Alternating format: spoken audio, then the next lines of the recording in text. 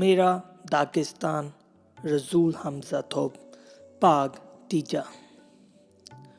ਕੁਝ ਕਲਾਕਾਰ ਵੀ ਜਿਨ੍ਹਾਂ ਕੋਲ ਕਲਾ ਕੌਸ਼ਲਤਾ ਸਬਰ ਤੇ ਵਕਾਰ ਨਹੀਂ ਹੁੰਦੇ ਆਪਣਾ ਮਾਲ ਵੇਚਣ ਲਈ ਭੇਸ ਧਾਰ ਲੈਂਦੇ ਹਨ ਤਾਂ ਕਿ ਵਿਚਾਰਾਂ ਦੀ ਕੰਗਾਲੀ ਰੂਪ ਦੇ ਚਮਕਦੇ ਵਰਕਾਂ ਹੇਠ ਲੁਕਾ ਸਕੇ। ਪਰ ਜੇ ਪੇਟ ਖਾਲੀ ਹੋਵੇ ਤਾਂ ਪਾਪਾ ਖਾ ਟੈਂ ਨਾਲ ਟੇਢਾ ਕਰਕੇ ਪਾਉਣ ਦਾ ਕੀ ਫਾਇਦਾ।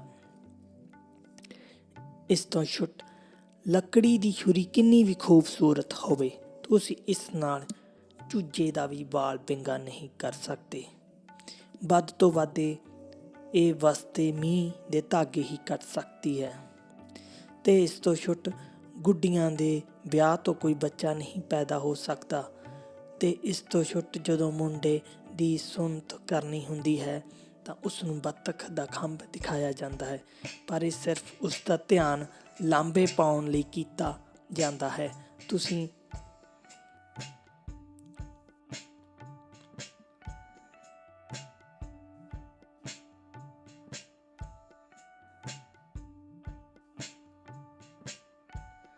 ਤੁਸੀਂ ਬੱਤਖ ਦੇ ਖੰਭ ਨਾਲ ਸੁੰਨਤ ਨਹੀਂ ਕਰ ਸਕਦੇ, ਉਸ ਲਈ ਤਾਂ ਤੇਜ਼ ਚਾਕੂ ਹੀ ਚਾਹੀਦਾ ਹੁੰਦਾ ਹੈ।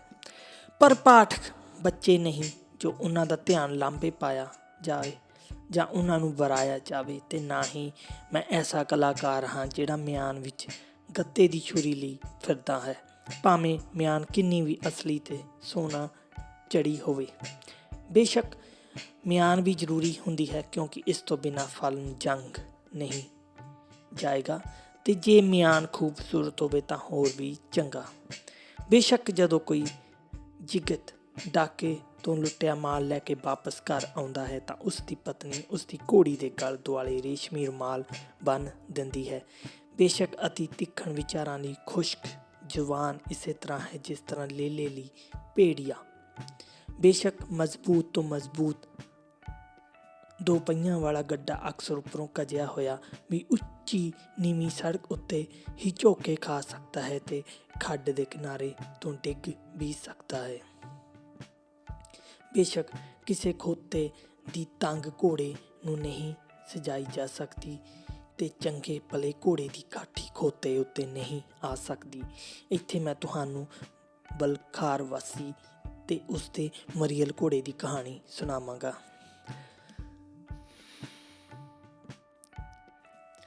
ਬਲਖਾਰ ਵਾਸੀ ਤੇ ਉਸਦੇ ਮਰੀਅਲ ਘੋੜੇ ਦੀ ਕਹਾਣੀ। ਇੱਕ ਵਾਰ ਇੱਕ ਬਲਖਾਰ ਵਾਸੀ ਨੇ ਆਪਣੇ ਭੈੜੇ ਜਿਹੇ ਦਿਸਦੇ ਘੋੜੇ ਉੱਤੇ ਆਪਣੀ ਮਿੱਟੀ ਦੇ ਭਾਂਡੇ, ਘੜੇ ਤੇ ਪਲੇਟਾਂ ਲੱਦ ਲਈਆਂ। ਪਹਾੜੀ ਪਿੰਡਾਂ ਵਿੱਚ ਉਸਨੂੰ ਵੇਚਣ ਤੁਰ ਪਿਆ। ਉਸ ਦਿਨ ਇੱਕ ਅਵਾਰ ਪਿੰਡ ਵਿੱਚ ਘੋੜ ਦੌੜ ਹੋਣ ਵਾਲੀ ਸੀ ਤੇ ਕਈ ਉਤਸ਼ਾਹੀ ਘੋੜ ਸਵਾਰ ਤੇ ਉਹਨਾਂ ਦੇ ਉਨੇ ਹੀ ਤੇਜ਼ ਤਰਾਰ ਘੋੜੇ ਉੱਥੇ ਆਏ ਹੋਏ ਸਨ। ਉਹਨਾਂ ਇਲਾਕਿਆਂ ਦੇ ਜਿਗਤ ਵੀ ਤੇ ਉਹਨਾਂ ਦੇ ਘੋੜੇ ਵੀ ਬੜੇ ਪ੍ਰਸਿੱਧ ਸਨ। ਘੋੜ ਸਵਾਰ ਬੜੇ ਗੱਠੇ ਸਰੀਰਾਂ ਵਾਲੇ ਤੇ ਖੂਬਸੂਰਤ ਸਨ ਤੇ ਘੋੜੇ ਵੀ ਉਹਨਾਂ ਵਾਂਗ ਹੀ ਸਨ। ਜਿਗਤਾਂ ਦੀਆਂ ਅੱਖਾਂ ਬਹਾਦਰੀ ਤੇ ਜੋਸ਼ ਨਾਲ ਲਾਟੋ ਲਾਟ ਸਨ ਤੇ ਉਹਨਾਂ ਦੇ ਘੋੜਿਆਂ ਦੀਆਂ ਅੱਖਾਂ ਬੇਸਬਰੀ ਦੀ ਅੱਗ ਨਾਲ ਬਲ ਰਹੀਆਂ ਸਨ। ਦੌੜ ਸ਼ੁਰੂ ਕਰਨ ਲਈ ਘੋੜੇ ਕਤਾਰ ਵਿੱਚ ਖੜੇ ਹੋ ਰਹੇ ਸਨ ਜਦੋਂ ਅਚਨਚੇਤ ਬਲਖਾਰ ਦਾ ਸ਼ਾਂਤ ਬਾਸੀ ਆਪਣੇ ਘੋੜੇ ਨਾਲ ਚੌਂਕ ਵਿੱਚ ਆ ਪੁੱਜਾ।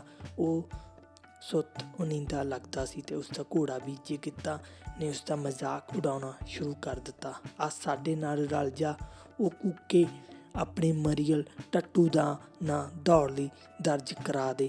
ਆਪਣੇ ਘੋੜੇ ਦੀ ਸਾਡੇ ਘੋੜੀਆਂ ਨਾਲ ਦੌੜ ਲਵਾ, ਜਰਾ ਇਹਦੀ ਸੁਰਮਤਾਈ ਦੇਖੀਏ। ਸਾਡੇ ਨਾਲ ਦੌੜ ਵਿੱਚ ਸ਼ਾਮਿਲ ਹੋ ਜਾ, ਨਹੀਂ ਤਾਂ ਸਾਡੇ ਪਿੱਛੇ ਕੋਈ ਖੁਰੀਆਂ ਚੁੱਕਣ ਵਾਲਾ ਨਹੀਂ ਰਹੇਗਾ। ਇਸ ਹਾਸੇ ਵਿਅੰਗ ਦੇ ਜਵਾਬ ਵਿੱਚ ਉਸ ਆਦਮੀ ਨੇ ਚੁੱਪਚਾਪ ਆਪਣੇ ਘੋੜੇ ਤੋਂ ਸਮਾਨ ਲਾਉਣਾ ਸ਼ੁਰੂ ਕੀਤਾ। ਉਸਨੇ ਸ਼ਾਂਤੀ ਨਾਲ ਆਪਣਾ ਮਾਲ ਸੋਹਣੀ ਤਰ੍ਹਾਂ ਢੇਰਾਂ ਵਿੱਚ ਸਜਾ ਦਿੱਤਾ। ਅਡੋਲ ਆਪਣੇ ਘੋੜੇ ਉੱਤੇ ਚੜ੍ਹਿਆ ਤੇ ਦੌੜ ਸ਼ੁਰੂ ਕਰਨ ਵਾਲਿਆਂ ਵਿੱਚ ਜਾ ਖੜਾ ਹੋਇਆ। ਜਿਗਤਾਂ ਦੇ ਘੋੜਿਆਂ ਨੇ ਆਪਣੇ ਖੁਰਾਂ ਨਾਲ ਮਿੱਟੀ ਪੁੱਟਣੀ ਸ਼ੁਰੂ ਕਰ ਦਿੱਤੀ, ਕੁੱਦਣਾ ਸ਼ੁਰੂ ਕਰ ਦਿੱਤਾ ਤੇ ਅਗਲੀਆਂ ਲੱਤਾਂ ਹਵਾ ਵਿੱਚ ਮਾਰਨ ਲੱਗੇ। ਬਲਖਾਰ ਬਾਸੀ ਦਾ ਘੋੜਾ ਉੱਥੇ ਖੜਾ ਸੀ, ਸੁੱਤ ਉਨੀਂਦਾ, ਸਿਰ ਹੇਠਾਂ ਸੁੱਟਿਆ ਹੋਇਆ ਸੀ। ਦੌੜ ਸ਼ੁਰੂ ਹੋਈ ਤੇ ਤੇਜ਼ ਤਰਾਰ ਘੋੜੇ ਹਨੇਰੀ ਦੀ ਰਫ਼ਤਾਰ ਨਾਲ ਅੱਗੇ ਵਧੇ। ਧੂੜ ਦਾ ਬੱਦਲ ਆਕਾਸ਼ ਵੱਲ ਨੂੰ ਉੱਡਿਆ ਤੇ ਇਸ ਦੇ ਬਿਲਕੁਲ ਪਿਛਲੇ ਸਿਰੇ ਉੱਤੇ ਮਰੀਅਲ ਘੋੜਾ ਦੇਖਿਆ ਜਾ ਸਕਦਾ ਸੀ।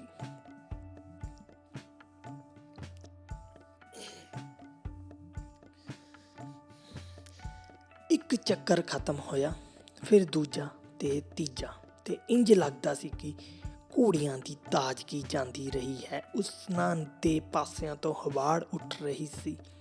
ਫਿਰ ਉਹਨਾਂ ਸਾਰਿਆਂ ਦੇ ਪਿੰਡਿਆਂ ਉੱਤੇ ਝੱਗ ਜਿਹੀ ਆ ਗਈ, ਜਿਹੜੀ ਫੰਬਿਆਂ ਵਾਂਗ ਹੇਠਾਂ ਗਰਮ ਧੂੜ ਉੱਤੇ ਡਿੱਗਣ ਲੱਗੀ। ਉਹਨਾਂ ਦੀਆਂ ਲੱਤਾਂ ਹਰ ਲੰਘਦੇ ਪਲ ਨਾਲ ਵਧੇਰੇ ਨਿਸੱਤੀਆਂ ਹੁੰਦੀਆਂ ਜਾ ਰਹੀਆਂ ਲੱਗਦੀਆਂ ਸਨ ਤੇ ਉਹਨਾਂ ਦੀ ਰਫ਼ਤਾਰ ਬਹੁਤ ਘਟ ਗਈ। ਭਾਵੇਂ ਉਹਨਾਂ ਦੇ ਸਵਾਰ ਚਾਵਕਾਂ ਮਾਰਦੇ, ਪਰ ਉਹਨਾਂ ਦੀ ਰਫ਼ਤਾਰ ਤੇਜ਼ ਨਾ ਹੁੰਦੀ।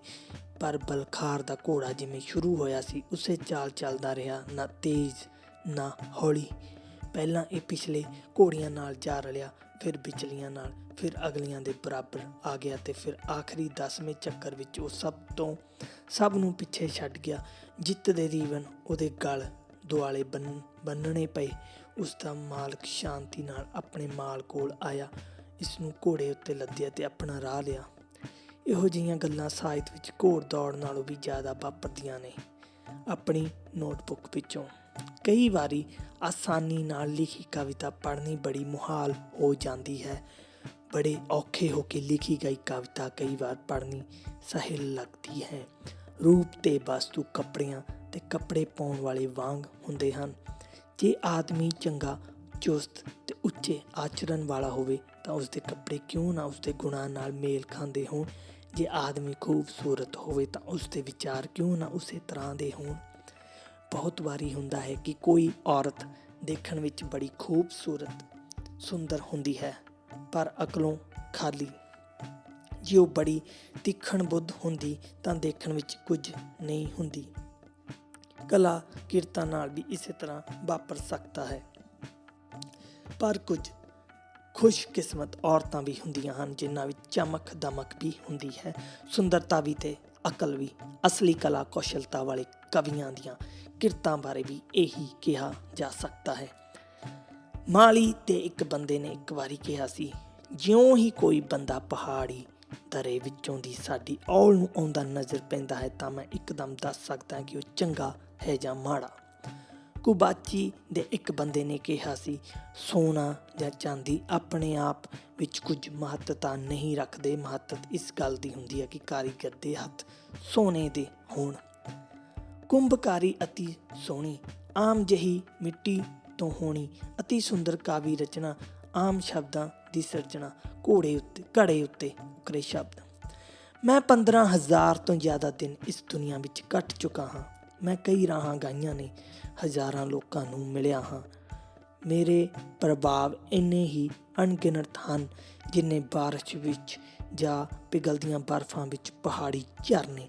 ਪਰ ਉਹਨਾਂ ਨੂੰ ਇੱਕ ਥਾਂ ਕਿਵੇਂ ਲਿਆਂਦਾ ਜਾਏ ਕਿ ਕੋਈ ਕਿਤਾਬ ਬਣ ਜਾਏ। ਇਸ ਤਰ੍ਹਾਂ ਦੀ ਕਿਤਾਬ ਲਿਖਣੀ ਉਸੇ ਤਰ੍ਹਾਂ ਹੈ ਜਿਸ ਤਰ੍ਹਾਂ ਵਾਦੀ ਦੇ ਆਰ ਪਾਰ ਚੌੜੀ ਤੇ ਡੂੰਘੀ ਖਾਲ ਪੁੱਟਣਾ। ਪਰ ਇਹ ਅਜੇ ਅੱਧਾ ਕੰਮ ਹੈ। ਲੋੜ ਇਸ ਗੱਲ ਦੀ ਹੈ ਕਿ ਸਾਰੇ ਪਹਾੜੀ ਝਰਨੇ ਮਿਲ ਕੇ ਉਸ ਖਾਲ ਦੇ ਵਿੱਚ ਆ ਰਲਣ। ਮੈਂ ਇਹ ਕਿਵੇਂ ਕਰਾਂ? ਜ਼ਿੰਦਗੀ ਦੇ ਗਿਆਨ ਤੋਂ ਇਲਾਵਾ ਹੋਰ ਕਿਸ ਤਰ੍ਹਾਂ ਦੇ ਗਿਆਨ ਦੀ ਮੈਨੂੰ ਲੋੜ ਹੈ? ਸਾਹਿਤ ਦੇ ਸਿਧਾਂਤ ਦੀ। ਪਰ ਇਸ ਬਾਰੇ ਜ਼ਿਆਦਾ ਸੋਚਣ ਦੀ ਕੋਈ ਲੋੜ ਨਹੀਂ ਕਿ ਕਵਿਤਾ ਕਿਵੇਂ ਲਿਖੀ ਦੀ ਹੈ। ਲੋੜ ਸੱਚਮੁੱਚ ਕਵਿਤਾ ਲਿਖਣ ਦੀ ਹੈ। ਮੈਂ ਇਹ ਦੱਸ ਦੇਣਾ ਚਾਹੁੰਦਾ ਹਾਂ ਕਿ ਮੇਰੇ ਕੋਈ ਮਨ ਭਾਉਂਦੇ ਸਾਹਿਤਕ ਮੱਤ ਜਾਂ ਰੁਝਾਨ ਨਹੀਂ। ਮੇਰੇ ਮਨ ਭਾਉਂਦੇ ਲੇਖਕ, ਕਲਾਕਾਰ ਤੇ ਕਲਾ ਸਵਾਮੀ ਜ਼ਰੂਰ ਨੇ।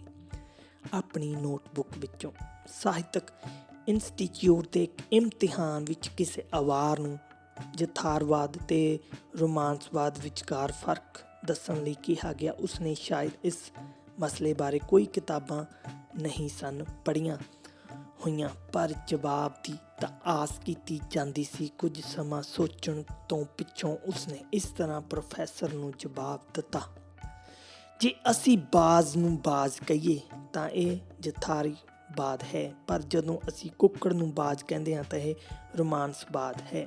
ਪ੍ਰੋਫੈਸਰ ਦਾ ਹਾਸਾ ਨਿਕਲ ਗਿਆ ਤੇ ਉਸਨੇ ਉਸਦੀ ਨਤੀਜਿਆਂ ਵਾਲੀ ਕਾਪੀ ਉੱਤੇ ਨੰਬਰ ਲਿਖ ਦਿੱਤੇ।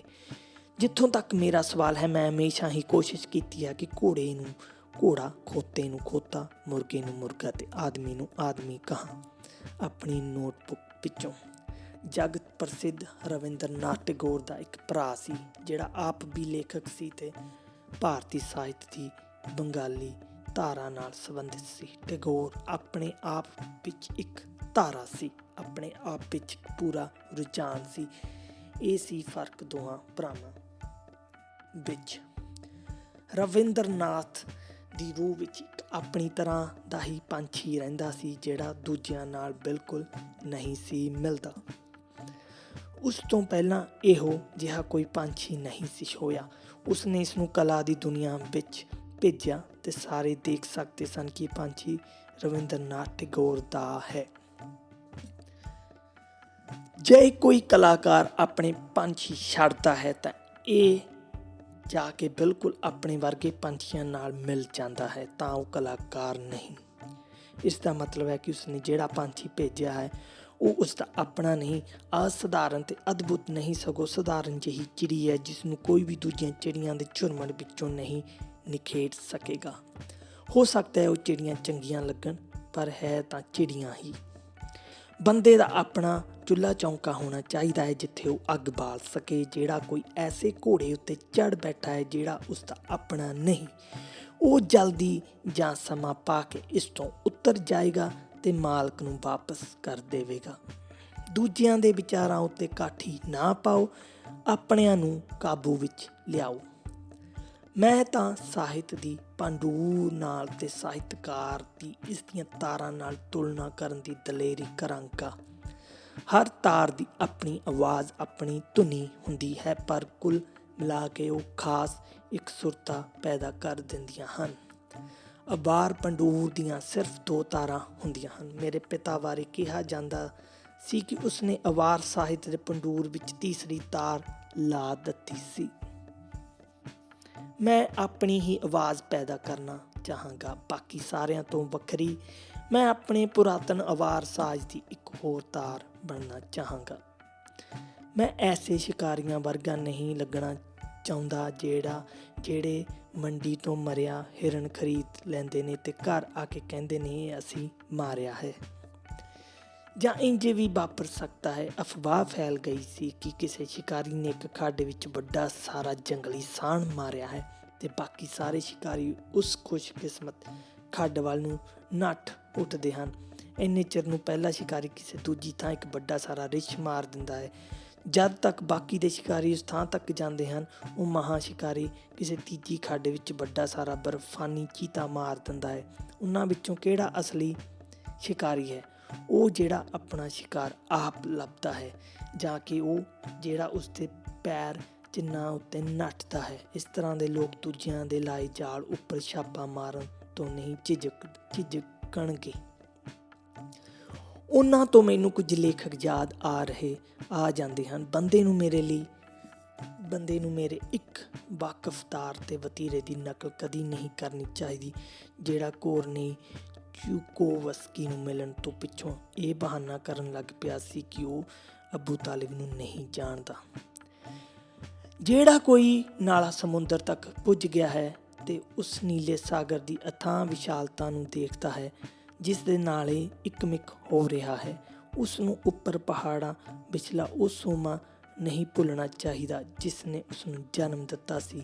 ਨਾ ਹੀ ਉਹ ਲੰਮਾ ਤੇ ਤੰਗ ਪਹਾੜੀ ਤੇ ਬਲਬਲੇਵੇਂ ਖਾਂਦਾ ਰਾਹ ਭੁੱਲਣਾ ਚਾਹੀਦਾ ਹੈ ਜਿਹੜਾ ਇਸ ਨੂੰ ਧਰਤੀ ਤੱਕ ਪੁੱਜਣ ਲਈ ਤੈਅ ਕਰਨਾ ਪਿਆ ਸੀ। ਬੇਸ਼ੱਕ ਮੈਂ ਉਸ ਪਹਾੜੀ ਨਾਲੇ ਵਾਂਗ ਹਾਂ, ਮੈਨੂੰ ਸੋਮਾ ਪਿਆਰਾ ਹੈ ਜਿਸ ਤੋਂ ਮੈਂ ਖੁਦ ਹੋਇਆ ਸਾਂ, ਜਿਸ ਤੋਂ ਮੈਂ ਪੈਦਾ ਹੋਇਆ ਸਾਂ, ਤੇ ਉਹ ਪਥਰੀਲਾ ਰਾਹ ਵੀ ਜਿਸ ਉੱਤੇ ਮੈਂ ਚੱਲਿਆ ਹਾਂ। ਮੈਨੂੰ ਉਹ ਧੁੰਦਲੀਆਂ ਖੱਡਾਂ ਪਿਆਰੀਆਂ ਨੇ ਜਿਨ੍ਹਾਂ ਵਿੱਚੋਂ ਦੀ ਮੇਰੇ ਪਾਣੀ ਲੰਘਦੇ ਨੇ। ਉਹ ਚਟਾਨਾਂ ਪਿਆਰੀਆਂ ਨੇ ਜਿੱਥੋਂ ਉਹ ਚਾਂਦੀ ਰੰਗੇ ਝਰੇ ਬਣ ਕੇ ਡਿੱਗਦੇ ਨੇ, ਤੇ ਉਹ ਨੀਵੀਆਂ ਤੇ ਸ਼ਾਂਤਮਈ ਥਾਵਾਂ ਵੀ ਜਿੱਥੇ ਉਹ ਡੂੰਘੇ ਹੋ ਜਾਂਦੇ ਨੇ। ਤੇ ਆਪਣੇ ਆਸ-ਪਾਸ ਦੇ ਪਹਾੜਾਂ ਦੇ ਤੇ ਉੱਪਰ ਆਕਾਸ਼ ਦੇ ਸਮੇਤ ਇਸ ਦੇ ਸਾਰੇ ਸਿਤਾਰਿਆਂ ਦੇ ਪਰਤੋਂ ਦਿੰਦੇ ਨੇ ਤੇ ਫਿਰ ਉਹ ਵਹਿੰਦੇ ਜਾਂਦੇ ਨੇ, ਕਦੀ ਹੌਲੀ ਕਦੀ ਤੇਜ਼ ਰਫ਼ਤਾਰ। ਪਰ ਮੈਂ ਇਹ ਨਹੀਂ ਕਹਾਂਗਾ ਕਿ ਸਿਰਫ ਖੱਡਾਂ ਹੀ ਮੇਰੇ ਲਈ ਕਾਫੀ ਹਨ। ਜੇ ਮੈਂ ਵਹਿੰਦਾ ਜਾਂਦਾ ਹਾਂ ਤਾਂ ਇਸ ਦਾ ਮਤਲਬ ਹੈ ਕਿ ਮੇਰੇ ਅੱਗੇ ਇੱਕ ਨਿਸ਼ਾਨਾ ਪਿਆ ਹੈ। ਮੈਂ ਨਾ ਸਿਰਫ ਅਨੁਭਵ ਹੀ ਕਰਦਾ ਹਾਂ, ਸਗੋਂ ਸੱਚਮੁੱਚ ਉਸ ਅਥਾਹ ਸਾਗਰ ਨੂੰ ਦੇਖ ਸਕਦਾ ਹਾਂ ਜਿਹੜਾ ਮੈਨੂੰ ਉਡੀਕ ਰਿਹਾ ਹੈ। ਮੈਂ ਇਸ ਵਿੱਚ ਇਕੱਲਾ ਨਹੀਂ, ਮੈਂ ਸਾਰੇ ਦਾਗਿਸਤਾਨ ਦਾ ਇੱਕ ਅਟੁੱਟ ਅੰਗ ਹਾਂ ਜਿਸ ਦੇ ਸਾਹਮਣੇ ਵਿਸ਼ਾਲ ਦੁਮੇਲ ਖੁੱਲ੍ਹ ਗਏ ਹਨ। ਇਹਨਾਂ ਸਾਰੇ ਸਾਲਾਂ ਵਿੱਚ ਨਾ ਸਿਰਫ ਸਾਡੇ ਕਬਰਿਸਤਾਨਾਂ ਦੀਆਂ ਹੱਦਾਂ ਹੀ ਫੈਲੀਆਂ ਹਨ, ਸਗੋਂ ਜ਼ਿੰਦਗੀ ਬਾਰੇ ਤੇ ਦੁਨੀਆ ਬਾਰੇ ਸਾਡੇ ਸੰਕਲਪਾਂ ਦੀਆਂ ਹੱਦਾਂ ਵੀ ਵਿਸ਼ਾਲ ਹੋਈਆਂ ਹਨ। ਮੈਂ ਇੱਕ ਅਵਾਰ ਕਵੀ ਹਾਂ, ਪਰ ਆਪਣੇ ਦਿਲ ਵਿੱਚ ਸ਼ਹਿਰੀ ਜ਼ਿੰਮੇਵਾਰੀ ਦੀ ਭਾਵਨਾ ਰੱਖਦਾ ਹਾਂ। ਨਾ ਸਿਰਫ ਅਫਗਾਨਿਸਤਾਨ ਲਈ ਜਾਂ ਸਾਰੇ ਦਾਗਿਸਤਾਨ ਜਾਂ ਸਾਰੇ ਦੇਸ਼ ਲਈ, ਸਗੋਂ ਸਾਰੀ ਦੁਨੀਆ ਲਈ। ਇਹ 20ਵੀਂ ਸਦੀ ਹੈ, ਬੰਦਾ ਕਿਸੇ ਹੋਰ ਤਰ੍ਹਾਂ ਰਹਿ ਵੀ ਨਹੀਂ ਸਕਦਾ। ਮੈਨੂੰ ਦੱਸਿਆ ਗਿਆ ਕਿ ਮੇਰੇ ਜਨਮ ਤੋਂ ਕੁਝ ਹੀ ਪਿੱਛੋਂ ਮੇਰੇ ਪਿਤਾ ਨੂੰ ਕੁਝ ਸਮੇਂ ਲਈ ਅਰਾਦਰਿਕ ਆਊਲ ਜਾ ਕੇ ਰਹਿਣਾ ਪਿਆ, ਜਿੱਥੇ ਉਹ ਉਦੋਂ ਕੰਮ ਕਰਦੇ ਸਨ। ਪਿਤਾ ਜੀ ਦੇ ਘੋੜੇ ਦੀ ਕਾਠੀ ਨਾਲ 2 ਟੋਕਰੀਆਂ ਬੰਨੀਆਂ ਗਈਆਂ। ਇੱਕ ਵਿੱਚ ਸਾਡਾ ਸਾਰਾ ਮਾਲ ਪੱਤਾ ਸੀ, ਕੱਪੜੇ, ਬਾਕੀ ਬਚਿਆ ਆਟਾ, ਉਹ ਜਵੀ ਦਾ ਦਲੀਆ ਤੇ ਘਿਓ ਤੇ ਕੁਝ ਕਿਤਾਬਾਂ। ਦੂਜੀ ਵਿੱਚੋਂ ਮੇਰਾ ਸਿਰ ਦਿਸਦਾ ਸੀ। ਇਸ ਸਫ਼ਰ ਤੋਂ ਪਿੱਛੋਂ ਮਾਂ ਸਖਤ ਬਿਮਾਰ ਹੋ ਗਈ ਤੇ ਮੈਨੂੰ ਛਾਤੀ ਦਾ ਦੁੱਧ ਨਹੀਂ ਸੀ ਪਿਲਾ ਸਕਦੀ, ਪਰ ਉਸ ਔਲ ਵਿੱਚ ਰਹਿੰਦੀ ਇੱਕ ਗਰੀਬ ਔਰਤ ਜਿਸ ਦਾ ਬੱਚਾ ਕੁਝ ਹੀ ਸਮਾਂ ਪਹਿਲਾਂ ਮਰਿਆ ਸੀ, ਮੈਨੂੰ ਦੁੱਧ ਚੁੰਘਾਉਣਾ ਮੰਨ ਗਈ। ਉਹ ਮੇਰੀ ਪਾਲਣਹਾਰੀ ਮਾਂ ਬਣ ਗਈ। ਸੋ ਦੁਨੀਆ ਵਿੱਚ 2 ਔਰਤਾਂ ਹਨ ਜਿਨ੍ਹਾਂ ਦਾ ਮੈਂ ਦੇਣਦਾਰ ਹਾਂ। ਭਾਵੇਂ ਮੇਰੀ ਜ਼ਿੰਦਗੀ ਕਿੰਨੀ ਵੀ ਲੰਮੀ ਹੋਵੇ ਤੇ ਉਹਨਾਂ ਲਈ ਜਾਂ ਉਹਨਾਂ ਕਰਕੇ ਮੈਂ ਜੋ ਕੁਝ ਵੀ ਕਰਾਂ, ਮੈਂ ਉਹ ਕਰਜ਼ਾ ਕਦੀ ਵੀ ਨਹੀਂ ਅਦਾ ਕਰ ਸਕਾਂਗਾ। ਮਾਂ ਪ੍ਰਤੀ ਪੁੱਤਰ ਆਪਣਾ ਕਰਜ਼ ਕਦੀ ਅਦਾ ਨਹੀਂ ਕਰ ਸਕਦਾ। ਇਹ 2 ਔਰਤਾਂ ਨੇ। ਇੱਕ ਮੇਰੀ ਮਾਂ ਜਿਸ ਨੇ ਮੈਨੂੰ ਜਨਮ ਦਿੱਤਾ, ਜਿਸ ਨੇ ਸਭ ਤੋਂ ਪਹਿਲਾਂ ਮੈਨੂੰ ਪੰਗੂੜੇ ਵਿੱਚ ਹੂੰਟੇ ਦਿੱਤੇ, ਮੈਨੂੰ ਲੋਰੀਆਂ ਸੁਣਾਈਆਂ। ਦੂਜੀ ਵੀ ਮੇਰੀ ਮਾਂ ਹੈ।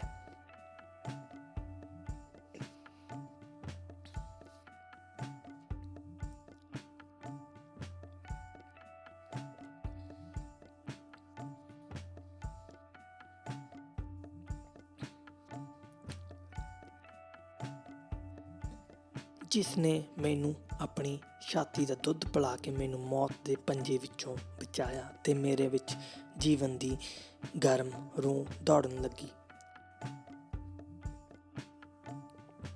ਤੇ ਮੈਂ ਮੌਤ ਦੀ ਵਾਦੀ ਵਿੱਚੋਂ ਨਿਕਲ ਕੇ ਜ਼ਿੰਦਗੀ ਦੀ ਰਾਹ ਉੱਤੇ ਪੈ ਗਿਆ। ਮੇਰੀ ਕੌਮ ਦੀਆਂ, ਮੇਰੀ ਨਿੱਕੀ ਜਿਹੀ ਜਨਮ ਭੂਮੀ ਦੀਆਂ ਤੇ ਮੇਰੀ ਹਰ ਕਿਤਾਬ ਦੀਆਂ ਵੀ 2-2 ਮਾਵਾਂ ਨੇ।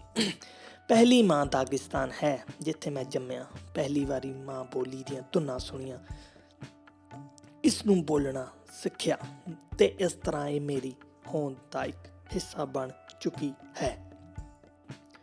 ਉੱਥੇ ਹੀ ਮੈਂ ਪਹਿਲੀ ਵਾਰੀ ਆਪਣੇ ਲੋਕਾਂ ਦੇ ਗੀਤ ਸੁਣੇ ਤੇ ਆਪਣਾ ਪਹਿਲਾ ਗੀਤ ਗਾਇਆ। ਉੱਥੇ ਮੈਂ ਪਹਿਲੀ ਵਾਰੀ ਪਾਣੀ ਪੀਤਾ, ਪਹਿਲੀ ਵਾਰੀ ਰੋਟੀ ਦਾ ਸਵਾਦ ਚੱਖਿਆ। ਤਿੱਖੀਆਂ ਚਟਾਨਾਂ ਉੱਤੇ ਚੜ੍ਹਦਾ ਬਚਪਨ ਵਿੱਚ ਪਤਾ ਨਹੀਂ ਮੈਂ ਕਿੰਨੀ ਵਾਰੀ ਸੱਟਾਂ ਲਵਾਈਆਂ ਹੋਣਗੀਆਂ, ਪਰ ਮੇਰੀ ਜਨਮ ਭੂਮੀ ਦੇ ਪਾਣੀ ਤੇ ਜੜੀ ਬੂਟੀਆਂ ਨੇ ਮੇਰੇ ਜ਼ਖਮ ਰਾਜੀ ਕਰ ਦਿੱਤੇ। ਪਰਬਤਵਾਸੀ ਕਹਿੰਦੇ ਨੇ ਕਿ ਐਸੀ ਕੋਈ ਬਿਮਾਰੀ ਨਹੀਂ ਜਿਸ ਦਾ ਸਾਡੇ ਪਹਾੜਾਂ ਦੀਆਂ ਜੜੀ ਬੂਟੀਆਂ ਇਲਾਜ ਨਾ ਕਰ ਸਕਣ। ਮੇਰੀ ਦੂਜੀ ਮਾਂ ਮਹਾਨ ਰੂਸ ਹੈ। ਮੇਰੀ ਦੂਜੀ ਮਾਂ ਮਾਸਕੋ ਹੈ। ਉਸਨੇ ਮੈਨੂੰ ਪਾਲਿਆ, ਮੈਨੂੰ ਖੰਭ ਲਾਏ, ਮੈਨੂੰ ਜੀਵਨ ਦੀ ਸ਼ਾਹਰਾਹ ਉੱਤੇ ਪਾਇਆ ਤੇ ਮੈਨੂੰ ਵਿਸ਼ਾਲ ਦੁਮੇਲ ਸਾਰਾ ਸੰਸਾਰ ਦਿਖਾਇਆ।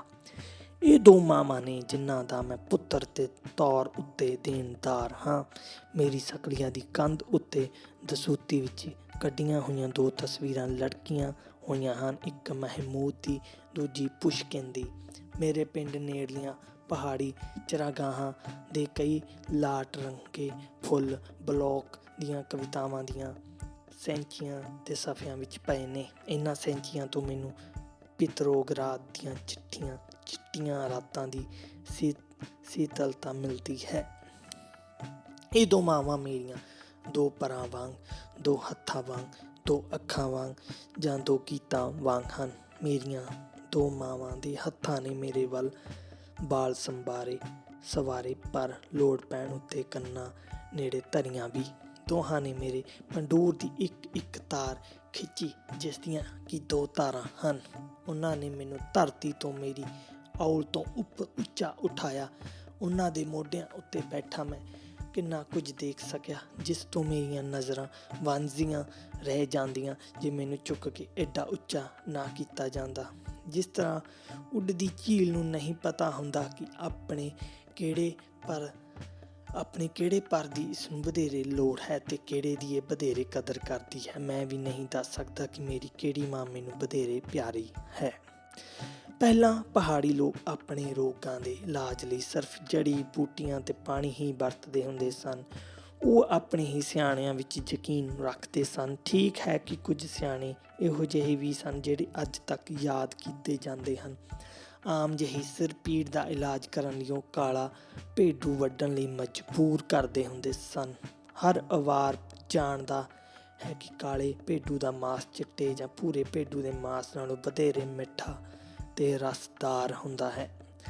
ਸਿਆਣਾ ਨਵੀਂ ਲਾਹੀ ਖਲ ਨੂੰ ਬਿਮਾਰ ਦੇ ਸਿਰ ਦੁਆਲੇ ਲਪੇਟ ਦਿੰਦਾ ਹੈ ਤੇ ਉਸਨੂੰ ਇਸ ਤਰ੍ਹਾਂ ਬੈਠੇ ਰਹਿਣ ਲਈ ਕਹਿੰਦਾ ਤੇ ਜ਼ਿਆਦਾ ਜਾਂਦਾ ਮਾਸ ਆਪਣੇ ਨਾਲ ਘਰ ਲੈ ਜਾਂਦਾ। ਅਸੀਂ ਇੱਥੇ ਉਸ ਤਰ੍ਹਾਂ ਦੇ ਸਿਆਣਿਆਂ ਦੀ ਗੱਲ ਨਹੀਂ ਕਰਾਂਗੇ, ਸਗੋਂ ਉਹਨਾਂ ਦੀ ਗੱਲ ਕਰਾਂਗੇ ਜਿਹੜੇ ਇਮਾਨਦਾਰ ਸਨ ਤੇ ਆਪਣਾ ਕੰਮ ਤੇ ਆਪਣੀਆਂ ਦਵਾਈਆਂ ਜਾਣਦੇ ਸਨ। ਮੇਰੇ ਪਿਤਾ ਨੂੰ ਹਸਪਤਾਲ ਜਾਣਾ ਪੈ ਗਿਆ, ਮਾਸਕੋ ਦੇ ਕ੍ਰੈਮਲਿਨ ਹਸਪਤਾਲ ਵਿੱਚ। ਉੱਥੇ ਉਸਨੂੰ ਜੜੀ ਬੂਟੀਆਂ ਤੇ ਆਪਣਾ ਦਾਗਿਸਤਾਨ ਦੇ ਚਸ਼ਮੇ ਯਾਦ ਆਏ ਤੇ ਉਸਨੇ ਆਪਣੇ ਪੁੱਤਰਾਂ ਨੂੰ ਬੂਸਤਰਾਖ ਘਾਟੀ ਦੇ ਇੱਕ ਨਿੱਕੇ ਜਿਹੇ ਚਸ਼ਮੇ ਦਾ ਕੁਝ ਪਾਣੀ ਲਿਆਉਣ ਲਈ ਕਿਹਾ। ਪਿਤਾ ਦੇ ਲਫ਼ਜ਼ ਉਸਦੇ ਪੁੱਤਰਾਂ ਲਈ ਕਾਨੂੰਨ ਹੁੰਦੇ ਨੇ, ਸੋ ਉਹ ਦਾਗਿਸਤਾਨ ਗਏ। ਬੂਸਤਰਾਖ ਘਾਟੀ ਉੱਤੇ ਪੁੱਜੇ, ਚਸ਼ਮਾ ਲੱਭਿਆ ਤੇ ਮਾਸਕੋ ਦੇ ਹਸਪਤਾਲ ਵਿੱਚ ਪਏ ਬਿਮਾਰ ਅਵਾਰ ਕਵੀ ਲਈ ਇਸ ਦਾ ਪਾਣੀ ਲੈ ਲਿਆ। ਮੇਰੇ ਪਿਤਾ ਨੇ ਪਾਣੀ ਪੀਤਾ ਤੇ ਚੰਗਾ ਮਹਿਸੂਸ ਕਰਨ ਲੱਗੇ। ਉਹ ਰਾਜ਼ੀ ਵੀ ਹੋ ਗਏ। ਇਸ ਗੱਲ ਦਾ ਉਹਨਾਂ ਨੂੰ ਨਹੀਂ ਸੀ ਪਤਾ ਕਿ ਉਸੇ ਹੀ ਦਿਨ ਵਿਦੇਸ਼ੋਂ ਮੰਗਵਾਏ ਗਏ ਟੀਕਿਆਂ ਦਾ ਇੱਕ ਕੋਰਸ ਸ਼ੁਰੂ ਕੀਤਾ ਗਿਆ ਸੀ। ਸਾਇੰਸ ਸੰਸਾਰ ਚਿਕਿਤਸਾ ਵਿਗਿਆਨ ਵੱਲੋਂ ਤਿਆਰ ਕੀਤੀ ਗਈ ਦਵਾਈ ਨਾਲ ਹੀ ਸਿਰਫ ਉਹ ਰਾਜ਼ੀ ਨਾ ਹੁੰਦਾ। ਸ਼ਾਇਦ ਅਵਾਰ ਪਾਣੀ ਸਾਡੀ ਲੋਕ ਦਵਾਈ ਨਿਰੀ ਅਸਰ ਨਾ ਕਰਦੀ, ਪਰ ਦੋਹਾਂ ਨੇ ਮਿਲ ਕੇ ਉਸਨੂੰ ਰਾਜ਼ੀ ਕਰ ਦਿੱਤਾ। ਸਾਹਿਤ ਨਾਲ ਵੀ ਇਸੇ ਤਰ੍ਹਾਂ ਹੁੰਦਾ ਹੈ। ਇਹ ਆਪਣੀ ਜਨਮ ਭੂਮੀ ਤੇ ਜਨਮ ਭੂਮੀ ਦੇ ਲੋਕਾਂ ਤੋਂ, ਆਪਣੀ ਮਾਂ ਬੋਲੀ ਤੋਂ ਪੈਦਾ ਹੁੰਦਾ ਹੈ, ਪਰ ਅੱਜ ਦੇ ਅਸਲੀ ਲੇਖਕ ਦੀ ਚੇਤਨਤਾ ਉਸਦੀ ਕੌਮੀਅਤ ਦੀਆਂ ਹੱਦਾਂ ਤੋਂ ਕਿਤੇ ਦੂਰ ਤੱਕ ਫੈਲੀ ਹੁੰਦੀ ਹੈ। ਜੋ ਕੁਝ ਸਾਰੀ ਮਨੁੱਖਤਾ ਉੱਤੇ, ਸਾਰੀ ਦੁਨੀਆ ਉੱਤੇ ਅਸਰ ਪਾਉਂਦਾ ਹੈ, ਉਹ ਉਸਦੇ ਦਿਲ ਨੂੰ ਵੀ ਮੱਲ ਲੈਂਦਾ ਹੈ, ਉਸਦੇ ਮਨ ਵਿੱਚ ਪੀੜਾ ਪਾਉਂਦਾ ਹੈ। ਪੈਂਡੇ ਪੈਣ ਤੋਂ ਪਹਿਲਾਂ ਪਾਂਦੀ ਕੀ ਰਸਤੇ ਲਈ ਨਾਲ ਵਿਚਾਰੇ, ਕੁਝ ਪੀਣਾ ਕੁਝ ਖਾਣਾ ਲੈਂਦਾ ਪਰ ਮੇਰੇ ਮਹਿਮਾਨ ਪਿਆਰੇ। ਆ ਸਾਡੇ ਸਿਰ ਮੱਥੇ ਉੱਤੇ ਸਭ ਕਾਸੇ ਦਾ ਫਿਕਰ ਹਟਾਈ, ਪੀਣਾ ਤੈਨੂੰ ਅਸੀਂ ਦਿਆਂਗੇ, ਖਾਣਾ ਕੋਈ ਪਰਬਤ ਦੀ ਜਾਈ। ਪੈਂਡੇ ਪੈਣ ਤੋਂ ਪਹਿਲਾਂ ਪਾਂਦੀ ਕੀ ਰਸਤੇ ਲਈ ਨਾ ਵਿਚਾਰੇ, ਤੇਜ ਧਾਰ ਖੰਜਰ ਇੱਕ ਲੈਂਦਾ ਪਰ ਮੇਰੇ ਮਹਿਮਾਨ ਪਿਆਰੇ। ਸਭ ਪਰਬਤ ਰਾਹਾਂ ਉੱਤੇ ਤੇਰੇ ਸਨਮਾਨ 'ਚ ਨੈਣ ਵਿਛਾਉਂਦੇ, ਜੇ ਇੱਕ ਖੰਜਰ ਵਾਰ ਕਰੇ ਤਾਂ 100 ਖੰਜਰ ਰਾਖੀ ਲਈ ਆਉਂਦੇ। ਪੈਂਡੇ ਪੈਣ ਤੋਂ ਪਹਿਲਾਂ ਪਾਂਦੀ ਕੀ ਰਸਤੇ ਲਈ ਨਾ ਵਿਚਾਰੇ, ਗੀਤ ਜੋ ਪੈਂਡਾ ਸੌਖਾ ਕਰਦੇ ਪਰ ਮੇਰੇ ਮਹਿਮਾਨ ਪਿਆਰੇ। ਪਰਬਤਾਂ ਵਿੱਚ ਅਣਗਿਣਤ ਪਏ ਨੇ ਸਾਡੇ ਕੋਲ ਵੀ ਅਦਭੁਤ ਗਾਣ, ਪਰ ਕਿਹੜਾ ਇਹ ਬੋਝ ਤੇ ਭਾਰਾ, ਬੇਸ਼ੱਕ ਤੁਸੀਂ ਵੀ ਨਾਲ ਲੈ ਆਣੇ। ਲੇਖਕ ਦੀ ਡਾਕਟਰ ਨਾਲ ਤੁਲਨਾ ਕਰਦਿਆਂ ਉਸਨੂੰ ਸਮੇਂ ਦੀਆਂ ਪਰਖੀਆਂ ਸਾਦਾ ਦਵਾਈਆਂ ਵੀ ਤੇ ਚਿਕਿਤਸਾ ਵਿਗਿਆਨ ਦੀ ਨਵੀਨਤਮ ਪ੍ਰਾਪਤੀਆਂ ਦੀ ਵਰਤਣ ਦੇ ਯੋਗ ਹੋਣਾ ਚਾਹੀਦਾ ਹੈ। ਜੇ ਲੇਖਕ ਦੀ ਐਸੇ ਬੰਦੇ ਨਾਲ ਤੁਲਨਾ ਕੀਤੀ ਜਾ ਸਕੇ ਜਿਹੜਾ ਪੈਦਲ ਵਿਦੇਸ਼ਾਂ ਦਾ ਦੌਰਾ ਕਰਦਾ ਹੈ, ਤਾਂ ਜਦੋਂ ਉਹ ਕਿਸੇ ਦੂਜੇ ਦੇਸ਼ ਵਿੱਚ ਪ੍ਰਾਹੁਣੇ ਵਜੋਂ ਪਹੁੰਚਦਾ ਹੈ ਤਾਂ ਉਸਨੂੰ ਆਪਣੇ ਦਿਲ ਵਿੱਚ ਆਪਣੇ ਦੇਸ਼ ਦੇ ਗੀਤ ਲੈ ਕੇ ਆਉਣਾ ਚਾਹੀਦਾ ਹੈ, ਪਰ ਨਾਲ ਹੀ ਆਪਣੇ ਦਿਲ ਵਿੱਚ ਉਹਨਾਂ ਗੀਤਾਂ ਲਈ ਥਾਂ ਰੱਖਣੀ ਚਾਹੀਦੀ ਹੈ ਜਿਹੜੇ ਉਸ ਲਈ ਗਾਏ ਜਾਣਗੇ। ਉਸਨੂੰ ਉਸਦੇ ਆਪਣੇ ਲੋਕ ਵਿਦਾ ਕਰਨਗੇ ਤੇ ਕਿਸੇ ਦੂਜੇ ਦੇਸ਼ ਦੇ ਲੋਕ ਉਸਦਾ ਸਵਾਗਤ ਕਰਨਗੇ। ਦੋਹਾਂ ਕੋਲ ਹੀ ਆਪਣੇ ਆਪਣੇ ਗੀਤ ਹਨ। ਜਦੋਂ ਪਹਿਲਾਂ ਸਾਡੀਆਂ ਔਲਾਂ ਵਿੱਚ ਤਕਰੀਰਾਂ ਕਰਨ ਵਾਲੇ ਤੇ ਰਿਪੋਰਟਾਂ ਪੇਸ਼ ਕਰਨ ਵਾਲੇ ਆਉਂਦੇ ਹੁੰਦੇ ਸੀ ਤਾਂ ਕੈਲੇਬ ਆਊਲ ਦੀਆਂ ਔਰਤਾਂ ਉਹਨਾਂ ਵੱਲ ਪਿੱਠ ਕਰਕੇ ਬੈਠਦੀਆਂ ਹੁੰਦੀਆਂ ਸਨ ਤਾਂ ਕਿ ਉਹ ਉਹਨਾਂ ਦਾ ਮੂੰਹ ਨਾ ਦੇਖ ਸਕਣ। ਪਰ ਜਦੋਂ ਉਹਨਾਂ ਦੇ ਪਿੱਛੋਂ ਕੋਈ ਗਾਇਕ ਆਉਂਦਾ ਤੇ ਗਾਣਾ ਸ਼ੁਰੂ ਕਰਦਾ ਤਾਂ ਸੰਗੀਤ ਲਈ ਔਰਤਾਂ ਦਾ ਸਤਿਕਾਰ ਉਹਨਾਂ ਦੇ ਤੁਅਸਬਾਂ ਨਾਲੋਂ ਵਧੇਰੇ ਤਾਕਤਵਰ ਸਿੱਧ ਹੁੰਦਾ ਤੇ ਉਹ ਆਪਣੇ ਮੂੰਹ ਉਸ ਵੱਲ ਕਰ ਲੈਂਦੀਆਂ। ਇਸ ਨਾਲੋਂ ਵੀ ਵੱਡੀ ਗੱਲ ਇਹ ਕਿ ਉਹਨਾਂ ਨੂੰ ਆਪਣੇ ਘੁੰਡ ਚੁੱਕ ਦੇਣ ਦੀ ਵੀ ਆਗਿਆ ਸੀ। ਇੱਕ ਦਿਨ ਵੀ ਨਹੀਂ ਲੰਘਦਾ, ਇੱਕ ਮਿੰਟ ਵੀ ਨਹੀਂ ਲੰਘਦਾ ਜਦੋਂ ਉਹ ਗੀਤ ਜਿਹੜਾ ਮੇਰੀ ਮਾਂ ਮੇਰੇ ਪੰਘੂੜੇ ਕੋਲ ਖੜੀ ਗਾਇਆ ਕਰਦੀ ਸੀ ਮੇਰੇ ਵਿੱਚ ਨਾ ਜਿਉਂਦਾ ਹੋਵੇ, ਮੇਰੇ ਦਿਲ ਵਿੱਚ ਗੂੰਜ ਨਾ ਪੈਦਾ ਕਰਦਾ ਹੋਵੇ। ਉਹ ਗੀਤ ਮੇਰੀਆਂ ਸਭ ਕਵਿਤਾਵਾਂ ਦਾ ਪੰਘੂੜਾ ਹੈ। ਇਹ ਉਹ ਸਿਰਜਣਹਾਰਾ ਹੈ ਜਿਸ ਉੱਤੇ ਮੈਂ ਆਪਣਾ ਥੱਕਿਆ ਸਿਰ ਟਿਕਾ ਸਕਦਾ ਹਾਂ। ਇਹ ਉਹ ਘੋੜਾ ਹੈ ਜਿਹੜਾ ਮੈਨੂੰ ਮੇਰੀ ਮੰਜ਼ਿਲ ਤੱਕ ਲੈ ਜਾਂਦਾ ਹੈ। ਇਹ ਉਹ ਚਸ਼ਮਾ ਹੈ ਜਿਹੜਾ ਮੇਰੀ ਪਿਆਸ ਬੁਝਾਉਂਦਾ ਹੈ। ਇਹ ਉਹ ਚੁੱਲ੍ਹਾ ਹੈ ਜਿਹੜਾ ਮੈਨੂੰ ਨਿੱਘ ਦਿੰਦਾ ਹੈ, ਜਿਹੜਾ ਨਿੱਘ ਮੈਂ ਜੀਵਨ ਵਿੱਚ ਆਪਣੇ ਨਾਲ ਲਿਜਾਂਦਾ ਹਾਂ। ਇਸ ਦੇ ਨਾਲ ਹੀ ਮੈਂ ਸ਼ਕੂਮ ਵਰਗਾ ਨਹੀਂ ਬਣਨਾ ਚਾਹਾਂਗਾ, ਜਿਹੜਾ ਭਾਵੇਂ ਵੱਡਾ ਤੇ ਚੰਗਾ ਸਿਹਤਮੰਦ ਹੋ ਗਿਆ ਸੀ ਪਰ ਉਹ ਮਾਂ ਦਾ ਦੁੱਧ ਨਹੀਂ ਸੀ ਛੱਡਦਾ ਤੇ ਉਸਦੀ ਮਾਂ ਉਸਨੂੰ ਦੁੱਧ ਚੁੰਘਾਉਣ ਲਈ ਮਜਬੂਰ ਹੁੰਦੀ ਸੀ। ਇਹੋ ਜਿਹਾ ਬਾਰੇ ਕਹਿੰਦੇ ਨੇ, ਕੱਦ ਕਾਠ ਵਿੱਚ ਸਾਨ ਪਰ ਦਿਮਾਗ ਵਿੱਚ ਬਸ਼ੇਰਾ। ਅੱਜ ਕੱਲ੍ਹ ਪ੍ਰਸ਼ਨਾਵਲੀ ਭਰਨਾ ਆਮ ਗੱਲ ਹੋ ਗਈ ਹੈ। ਮੈਨੂੰ ਹੁਣ ਯਾਦ ਵੀ ਨਹੀਂ ਕਿ ਹੁਣ ਤੱਕ ਕਿੰਨੀਆਂ ਭਰ ਚੁੱਕਾ ਹਾਂ। ਉਹਨਾਂ ਵਿੱਚ ਇੱਕ ਵੀ ਨਹੀਂ ਸੀ ਜਿਸ ਵਿੱਚ ਕਦੀ ਦੇਸ਼ ਪਿਆਰ ਬਾਰੇ ਕੋਈ ਸਵਾਲ ਹੋਵੇ। ਪਰ ਇਸ ਦਾ ਮਤਲਬ ਇਹ ਨਹੀਂ ਹੋਣਾ ਚਾਹੀਦਾ ਕਿ ਇਹੋ ਜਿਹਾ ਪਿਆਰ ਆਮ ਕਰਕੇ ਨਹੀਂ ਪਾਇਆ ਜਾਂਦਾ। ਪਰ ਇੰਨਾ ਕਾਫੀ ਨਹੀਂ ਕਿ ਪ੍ਰਸ਼ਨਾਵਲੀ ਵਿੱਚ ਤੁਸੀਂ ਲਿਖ ਦਿਓ ਕਿ ਮੈਂ ਸੋਵੀਅਤ ਯੂਨੀਅਨ ਦਾ ਸ਼ਹਿਰੀ ਹਾਂ। ਤੁਹਾਨੂੰ ਇਸ ਤਰ੍ਹਾਂ ਦਾ ਵਿਹਾਰ ਵੀ ਕਰਨਾ ਚਾਹੀਦਾ ਹੈ। ਉੱਥੇ ਇਹ ਲਿਖ ਦੇਣਾ ਕਾਫੀ ਨਹੀਂ ਕਿ ਤੁਸੀਂ ਸੋਵੀਅਤ ਕਮਿਊਨਿਸਟ ਪਾਰਟੀ ਦੇ ਮੈਂਬਰ ਹੋ। ਤੁਹਾਨੂੰ ਮੈਂਬਰ ਵਾਂਗ ਵਰਤਣਾ ਚਾਹੀਦਾ ਹੈ। ਤੁਹਾਡੀ ਮਾਂ ਬੋਲੀ ਬਾਰੇ ਸਵਾਲ ਤੇ ਜਵਾਬ ਵਿੱਚ ਇੰਨਾ ਲਿਖਣਾ ਕਾਫੀ ਨਹੀਂ। ਆਵਾਰ ਇਹ ਤੁਹਾਡੀ ਸੱਚਮੁੱਚ ਦੀ ਮਾਂ ਬੋਲੀ ਹੋਣੀ ਚਾਹੀਦੀ ਹੈ। ਤੁਹਾਡੇ ਵਿੱਚ ਇਸ ਵੱਲ ਵਫਾਦਾਰ ਰਹਿਣ ਦੀ ਹਿੰਮਤ ਹੋਣੀ ਚਾਹੀਦੀ ਹੈ। ਮੈਂ ਤੁਹਾਡਾ ਸਵਾਗਤ ਕਰਦਾ ਹਾਂ ਮੇਰੇ ਮਹਿਮਾਨੋ, ਭਾਵੇਂ ਤੁਸੀਂ ਕਿਤੋਂ ਵੀ ਆਏ ਹੋ। ਮੈਂ ਤੁਹਾਡੇ ਗੀਤਾਂ ਦਾ ਸਵਾਗਤ ਕਰਦਾ ਹਾਂ। ਤੁਸੀਂ ਭਰਾਵਾਂ ਵਾਂਗ ਭੈਣਾਂ ਵਾਂਗ ਮੇਰੇ ਕੋਲ ਆਓ। ਮੇਰੇ ਦਿਲ ਵਿੱਚ ਤੁਹਾਡੇ ਸਭ ਲਈ ਥਾਂ ਹੈ। ਜੇ ਕੋਈ ਪਰਬਤਵਾਸੀ ਆਪਣੇ ਪਿੱਛੇ ਕਾਠੀ ਉੱਤੇ ਕਿਸੇ ਦੂਜੀ ਕੌਮੀਅਤ ਦੀ ਔਰਤ ਬਿਠਾਈ ਵਾਪਸ ਖੂਨਜਾਮ ਆਉਂਦਾ ਸੀ ਤਾਂ ਉਸਨੂੰ ਚੰਗਾ ਨਹੀਂ ਸੀ ਸਮਝਿਆ ਜਾਂਦਾ। ਆਊਲ ਦੇ ਵਡੇਰੇ ਉਸਦੇ ਵਿਹਾਰ ਨੂੰ ਪ੍ਰਵਾਨਗੀ ਨਹੀਂ ਸਨ ਦਿੰਦੇ। ਅੱਜ ਬੁੱਢੇ ਜਵਾਨ ਸਾਰੇ ਹੀ ਇਸ ਤਰ੍ਹਾਂ ਦੀ ਚੀਜ਼ ਦੇ ਆਦੀ ਹੋ ਗਏ ਹਨ। ਕਿਸੇ ਦੂਜੀ ਕੌਮੀਅਤ ਦੀ ਔਰਤ ਨਾਲ ਕਿਸੇ ਅਵਾਰ ਦੇ ਵਿਆਹ ਨੂੰ ਹੁਣ ਸ਼ਰਮਨਾਕ ਨਹੀਂ ਸਮਝਿਆ ਜਾਂਦਾ। ਸਿਰਫ ਇੱਕ ਤਰ੍ਹਾਂ ਦੇ ਵਿਆਹ ਦੀ ਹੀ ਪਰਬਤਵਾਸੀ ਨਿਖੇਧੀ ਕਰਦੇ ਹਨ, ਬਿਨਾਂ ਪਿਆਰ ਦੇ ਵਿਆਹ ਦੀ। ਇਹ ਬਿਲਕੁਲ ਠੀਕ ਹੈ ਕਿ ਫੁੱਲਾਂ ਦੀ ਵੰਨਗੀ ਜਿੰਨੀ ਜ਼ਿਆਦਾ ਹੋਵੇਗੀ, ਗੁਲਦਸਤਾ ਓਨਾ ਹੀ ਖੂਬਸੂਰਤ ਹੋਵੇਗਾ। ਆਕਾਸ਼ ਵਿੱਚ ਜਿੰਨੇ ਜ਼ਿਆਦਾ ਤਾਰੇ ਹੋਣਗੇ, ਇਹ ਓਨਾ ਹੀ ਜ਼ਿਆਦਾ ਚਮਕੇਗਾ। ਅਸਮਾਨੀ ਪੀਂਘ ਖੂਬਸੂਰਤ ਹੁੰਦੀ ਹੈ ਕਿਉਂਕਿ ਇਸਨੇ ਜ਼ਮੀਨ ਦੇ ਸਾਰੇ ਹੀ ਰੰਗ ਇਕੱਠੇ ਕਰ ਲਏ ਹੁੰਦੇ ਹਨ। ਅਫਰੀਕਾ ਵਿੱਚ ਇੱਕ ਵਾਰੀ ਮੈਂ ਇੱਕ ਵਿਚਿੱਤਰ ਅਸਾਧਾਰਨ ਫੁੱਲ ਦੇਖਿਆ। ਇਸ ਦੀ ਹਰ ਪੱਤੀ ਦਾ ਆਪਣਾ ਵੱਖਰਾ ਰੰਗ ਸੀ। ਇਸ ਦੀ ਹਰ ਪੱਤੀ ਦੀ ਆਪਣੀ ਹੀ ਸੁਗੰਧੀ ਤੇ ਆਪਣਾ ਹੀ ਨਾਂ ਸੀ। ਮਤਲਬ ਕਿ ਮੈਂ ਇੱਕੋ ਡਾਲੀ ਉੱਤੇ ਸੁੰਦਰ ਬਣਿਆ ਬਣਾਇਆ ਗੁਲਦਸਤਾ ਉੱਗਦਾ ਦੇਖਿਆ, ਪਰ ਇਹ ਨਾਲ ਹੀ ਇੱਕੋ ਇੱਕ ਫੁੱਲ ਸੀ।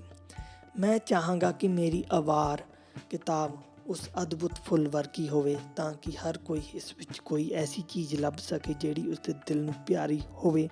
ਇਸ ਲਈ ਮੈਂ ਆਪਣੇ ਸਾਹਮਣੇ ਉਹ ਸਭ ਕੁਝ ਸਜਾ ਲੈਂਦਾ ਹਾਂ ਜਿਹੜਾ ਮੇਰੀ ਕਿਤਾਬ ਵਿੱਚ ਆਉਣਾ ਚਾਹੀਦਾ ਹੈ। ਕੁਬਾਚੀ ਦੇ ਮਾਹਰ ਕਾਰੀਗਰ ਵਾਂਗ ਮੈਨੂੰ ਲੋੜੀ ਦੀ ਹਰ ਚੀਜ਼ ਮੇਰੇ ਕੋਲ ਪਈ ਹੈ।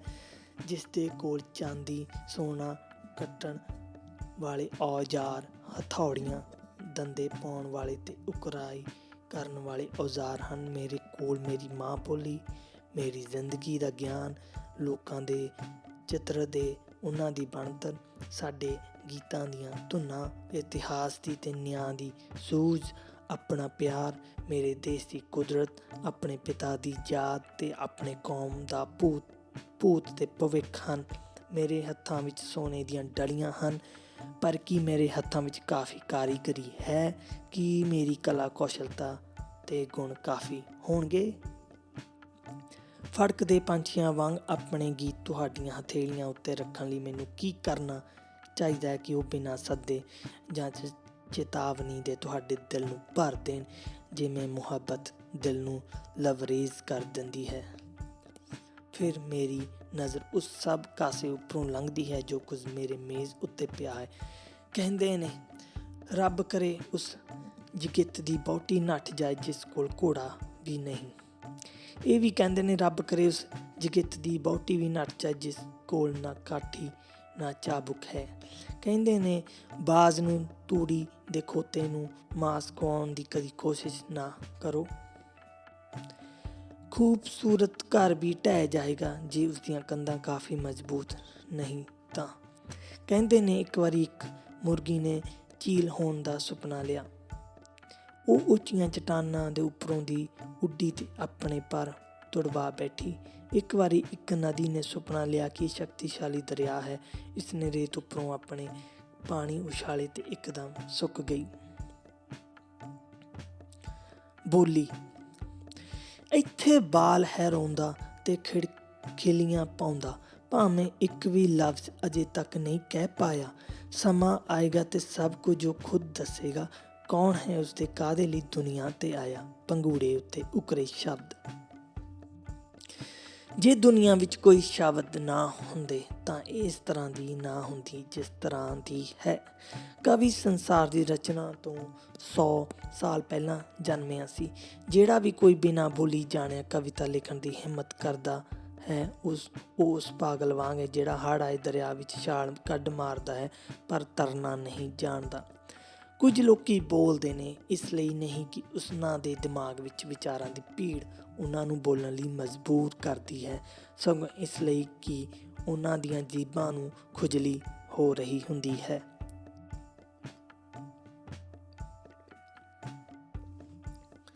ਕੁਝ ਹੋਰ ਨੇ ਜਿਹੜੇ ਕਵਿਤਾ ਲਿਖਦੇ ਨੇ ਇਸ ਲਈ ਨਹੀਂ ਕਿ ਉਹਨਾਂ ਦੇ ਦਿਲ ਵਿੱਚ ਡੂੰਘੇ ਜਜ਼ਬੇ ਠਾਠਾਂ ਮਾਰ ਰਹੇ ਹੁੰਦੇ ਹਨ, ਸਗੋਂ ਇਸ ਲਈ ਕਿ ਖੈਰ ਇਹ ਕਹਿਣਾ ਮੁਸ਼ਕਲ ਹੈ ਕਿ ਉਹ ਅਚਾਨਕ ਕਿਉਂ ਕਵਿਤਾ ਲਿਖਣ ਲੱਗ ਪੈਂਦੇ ਹਨ। ਉਹਨਾਂ ਦੀਆਂ ਤੁਕਾਂ ਸੁੱਕੇ ਅਖਰੋਟਾਂ ਵਾਂਗ ਹੁੰਦੀਆਂ ਹਨ ਜਿਹੜੇ ਅਣਰੰਗੀ ਭੇਡ ਦੀ ਖਲ ਤੇ ਬਣੇ ਝੋਲੇ ਵਿੱਚ ਖੜਖੜ ਕਰਦੇ ਹੋਣ। ਇਹ ਲੋਕ ਆਪਣੇ ਆਸ-ਪਾਸ ਨਜ਼ਰ ਮਾਰਨਾ ਤੇ ਪਹਿਲਾਂ ਇਹ ਦੇਖਣਾ ਨਹੀਂ ਚਾਹੁੰਦੇ ਕਿ ਦੁਨੀਆ ਵਿੱਚ ਕੀ ਵਾਪਰ ਰਿਹਾ ਹੈ।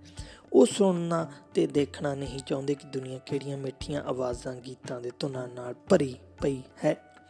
ਇਹ ਪੁੱਛਿਆ ਜਾ ਸਕਦਾ ਹੈ ਕਿ ਆਦਮੀ ਨੂੰ ਉਸਦੀਆਂ ਅੱਖਾਂ, ਕੰਨ ਤੇ ਜ਼ੁਬਾਨ ਕਿਉਂ ਦਿੱਤੀ ਗਈ ਹੈ? ਕਿਉਂ ਆਦਮੀ ਦੀਆਂ 2 ਅੱਖਾਂ, 2 ਕੰਨ ਹਨ ਪਰ ਸਿਰਫ ਇੱਕ ਜ਼ੁਬਾਨ ਹੈ?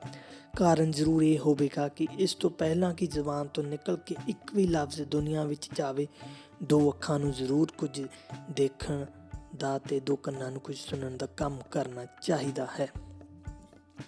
ਜ਼ੁਬਾਨ ਤੋਂ ਨਿਕਲਿਆ ਲਫ਼ਜ਼ ਉਸ ਘੋੜੇ ਵਾਂਗ ਹੈ ਜਿਹੜਾ ਢਾਲਵੇਂ ਤੇ ਤੰਗ ਪਹਾੜੀ ਰਸਤੇ ਤੋਂ ਖੁੱਲ੍ਹੇ ਤੇ ਹਮਵਾਰ ਮੈਦਾਨ ਵਿੱਚ ਆ ਜਾਂਦਾ ਹੈ। ਪੁੱਛਿਆ ਜਾ ਸਕਦਾ ਹੈ ਕਿ ਜਿੰਨਾ ਚਿਰ ਤੱਕ ਕੋਈ ਲਫ਼ਜ਼ ਦਿਲ ਵਿੱਚੋਂ ਨਹੀਂ ਹੋ ਆਉਂਦਾ ਉਸ ਨੂੰ ਦੁਨੀਆ ਵਿੱਚ ਛੱਡਿਆ ਜਾ ਸਕਦਾ ਹੈ। ਨਿਰੋਲ ਸ਼ਬਦ ਵਰਗੀ ਕੋਈ ਚੀਜ਼ ਨਹੀਂ ਹੁੰਦੀ। ਇਹ ਇਹਨਾਂ ਕਈ ਚੀਜ਼ਾਂ ਵਿੱਚੋਂ ਕੁਝ ਵੀ ਹੋ ਸਕਦਾ ਹੈ।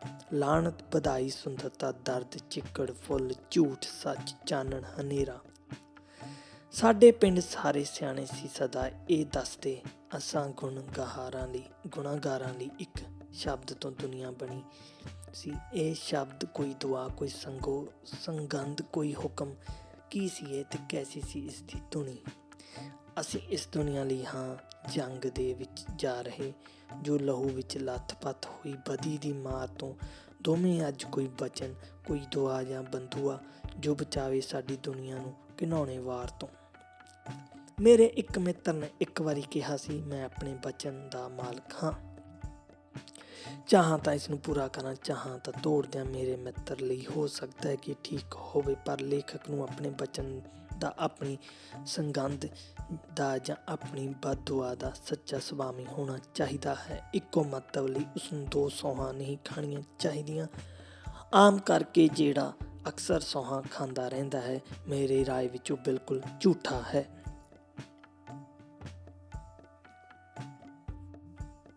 ਜੇ ਇਹ ਕਿਤਾਬ ਗਲੀਚੇ ਵਾਂਗ ਹੈ ਤਾਂ ਮੈਂ ਇਸ ਨੂੰ ਅਵਾਰ ਬੋਲੀ ਦੇ ਬਹੁ-ਰੰਗੇ ਧਾਗਿਆਂ ਨਾਲ ਉਣ ਰਿਹਾ ਹਾਂ। ਜੇ ਇਹ ਭੇਡ ਦੀ ਖੱਲ ਦੇ ਬਣੇ ਸਿਆਲੀ ਕੋਟ ਨਾਲ ਮਿਲਦੀ ਹੈ ਤਾਂ ਮੈਂ ਅਵਾਰ ਬੋਲੀ ਦੇ ਮਜ਼ਬੂਤ ਧਾਗਿਆਂ ਨਾਲ ਖੱਲ ਦੇ ਹਿੱਸਿਆਂ ਨੂੰ ਸਿਉਂ ਰਿਹਾ ਹਾਂ। ਕਹਿੰਦੇ ਨੇ ਕਿ ਬਹੁਤ ਸਮਾਂ ਪਹਿਲਾਂ ਅਵਾਰ ਬੋਲੀ ਵਿੱਚ ਕੁਝ ਲਫ਼ਜ਼ ਹੀ ਹੁੰਦੇ ਸਨ। ਆਜ਼ਾਦੀ, ਜੀਵਨ, ਦਲੇਰੀ, ਮਿੱਤਰਤਾ ਤੇ ਚੰਗਿਆਈ ਵਰਗੇ ਸੰਕਲਪਾਂ ਨੂੰ ਇੱਕੋ ਲਫ਼ਜ਼ ਜਾਂ ਆਵਾਜ਼ ਦੇ ਅਰਥਾਂ ਵਿੱਚ ਬਹੁਤ ਮਿਲਦੇ ਜੁਲਦੇ ਲਫ਼ਜ਼ ਪ੍ਰਗਟ ਕਰਦੇ ਸਨ।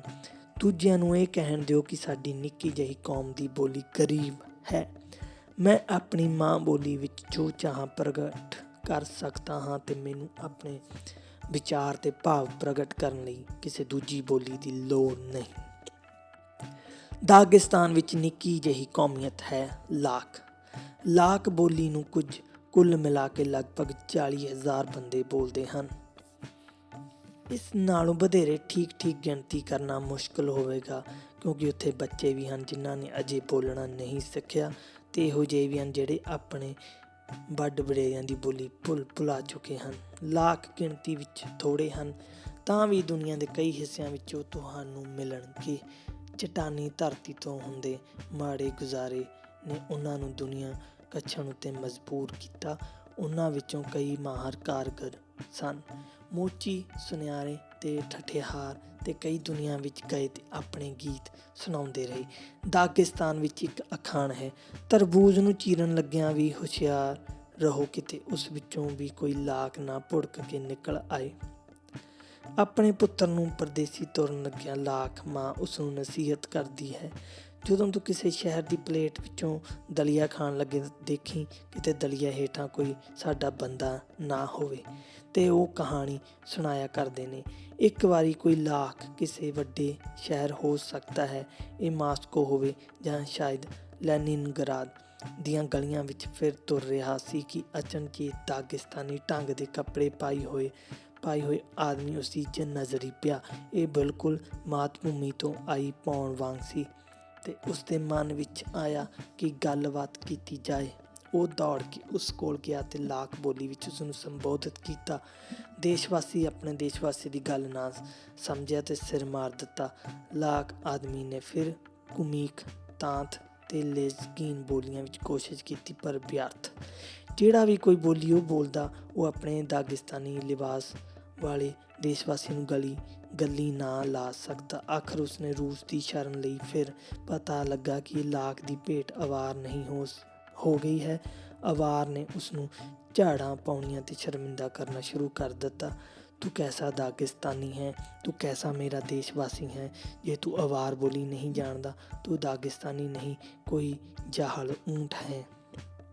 ਇਸ ਬਹਿਸ ਵਿੱਚ ਮੈਂ ਆਪਣੇ ਅਵਾਰ ਦੇਸ਼ਵਾਸੀ ਦੀ ਧਿਰ ਨਹੀਂ ਲੈਂਦਾ। ਕਾਹਦੇ ਲਈ ਉਹ ਵਿਚਾਰੇ ਲਾਕ ਉੱਪਰ ਟੁੱਟ ਪਿਆ। ਠੀਕ ਹੈ ਕਿ ਅਵਾਰ ਬੋਲੀ ਸਿੱਖਣੀ ਚਾਹੀਦੀ ਹੈ, ਪਰ ਕੋਈ ਜ਼ਰੂਰੀ ਵੀ ਨਹੀਂ। ਮਹੱਤਵਪੂਰਨ ਗੱਲ ਇਹ ਹੈ ਕਿ ਉਸਨੂੰ ਆਪਣੀ ਮਾਂ ਬੋਲੀ ਲਾਕ ਬੋਲੀ ਆਉਂਦੀ ਸੀ। ਇਸ ਤੋਂ ਛੁੱਟ ਲਾਕ ਨੂੰ ਕਈ ਹਰ ਬੋਲੀਆਂ ਆਉਂਦੀਆਂ ਹਨ ਜਿਹੜੀਆਂ ਅਵਾਰ ਨੂੰ ਨਹੀਂ ਸਨ ਆਉਂਦੀਆਂ। ਅਬੂ ਤਾਲਿਬ ਇੱਕ ਵਾਰੀ ਮਾਸਕੋ ਗਿਆ। ਉੱਥੇ ਉਸਨੂੰ ਕਿਸੇ ਰਾਹ ਜਾਂਦੇ ਨਾਲ ਗੱਲ ਕਰਨੀ ਪੈ ਗਈ, ਸ਼ਾਇਦ ਇਹ ਪੁੱਛਣ ਲਈ ਕਿ ਮੰਡੀ ਕਿੱਥੇ ਹੈ। ਹੋਇਆ ਇਹ ਕਿ ਉਹ ਅੰਗਰੇਜ਼ ਨਿਕਲਿਆ। ਇਹ ਕੋਈ ਹੈਰਾਨੀ ਵਾਲੀ ਗੱਲ ਨਹੀਂ ਸੀ, ਕਿਉਂਕਿ ਮਾਸਕੋ ਦੇ ਗਲੀਆਂ ਬਾਜ਼ਾਰਾਂ ਵਿੱਚ ਬਹੁਤ ਸਾਰੇ ਵਿਦੇਸ਼ੀ ਦੇਖਣ ਵਿੱਚ ਆਉਂਦੇ ਹਨ। ਅੰਗਰੇਜ਼ ਅਬੂ ਤਾਲਿਬ ਨੂੰ ਨਾ ਸਮਝ ਸਕਿਆ ਤੇ ਉਸਨੂੰ ਸਵਾਲ ਕਰਨ ਲੱਗ ਪਿਆ, ਪਹਿਲਾਂ ਅੰਗਰੇਜ਼ੀ ਵਿੱਚ, ਫਿਰ ਫਰਾਂਸੀਸੀ ਵਿੱਚ, ਸਪੇਨੀ ਵਿੱਚ ਤੇ ਸ਼ਾਇਦ ਹੋਰ ਵੀ ਕਈ ਬੋਲੀਆਂ ਵਿੱਚ। ਆਪਣੀ ਥਾਂ ਅਬੂ ਤਾਲਿਬ ਨੇ ਅੰਗਰੇਜ਼ ਨਾਲ ਰੂਸੀ ਵਿੱਚ, ਫਿਰ ਲਾਕ, ਫਿਰ ਅਵਾਰ, ਲੇਜ਼ਗੀਨ, ਦਾਰਗੀਨ ਤੇ ਅਖੀਰ ਕੁਮਿਕ ਵਿੱਚ ਗੱਲ ਕਰਨ ਦੀ ਕੋਸ਼ਿਸ਼ ਕੀਤੀ। ਇੱਕ ਦੂਜੇ ਨੂੰ ਜ਼ਰਾ ਵੀ ਸਮਝਣ ਤੋਂ ਬਿਨਾਂ ਆਪੋ ਆਪਣੇ ਰਾਹ ਪਏ।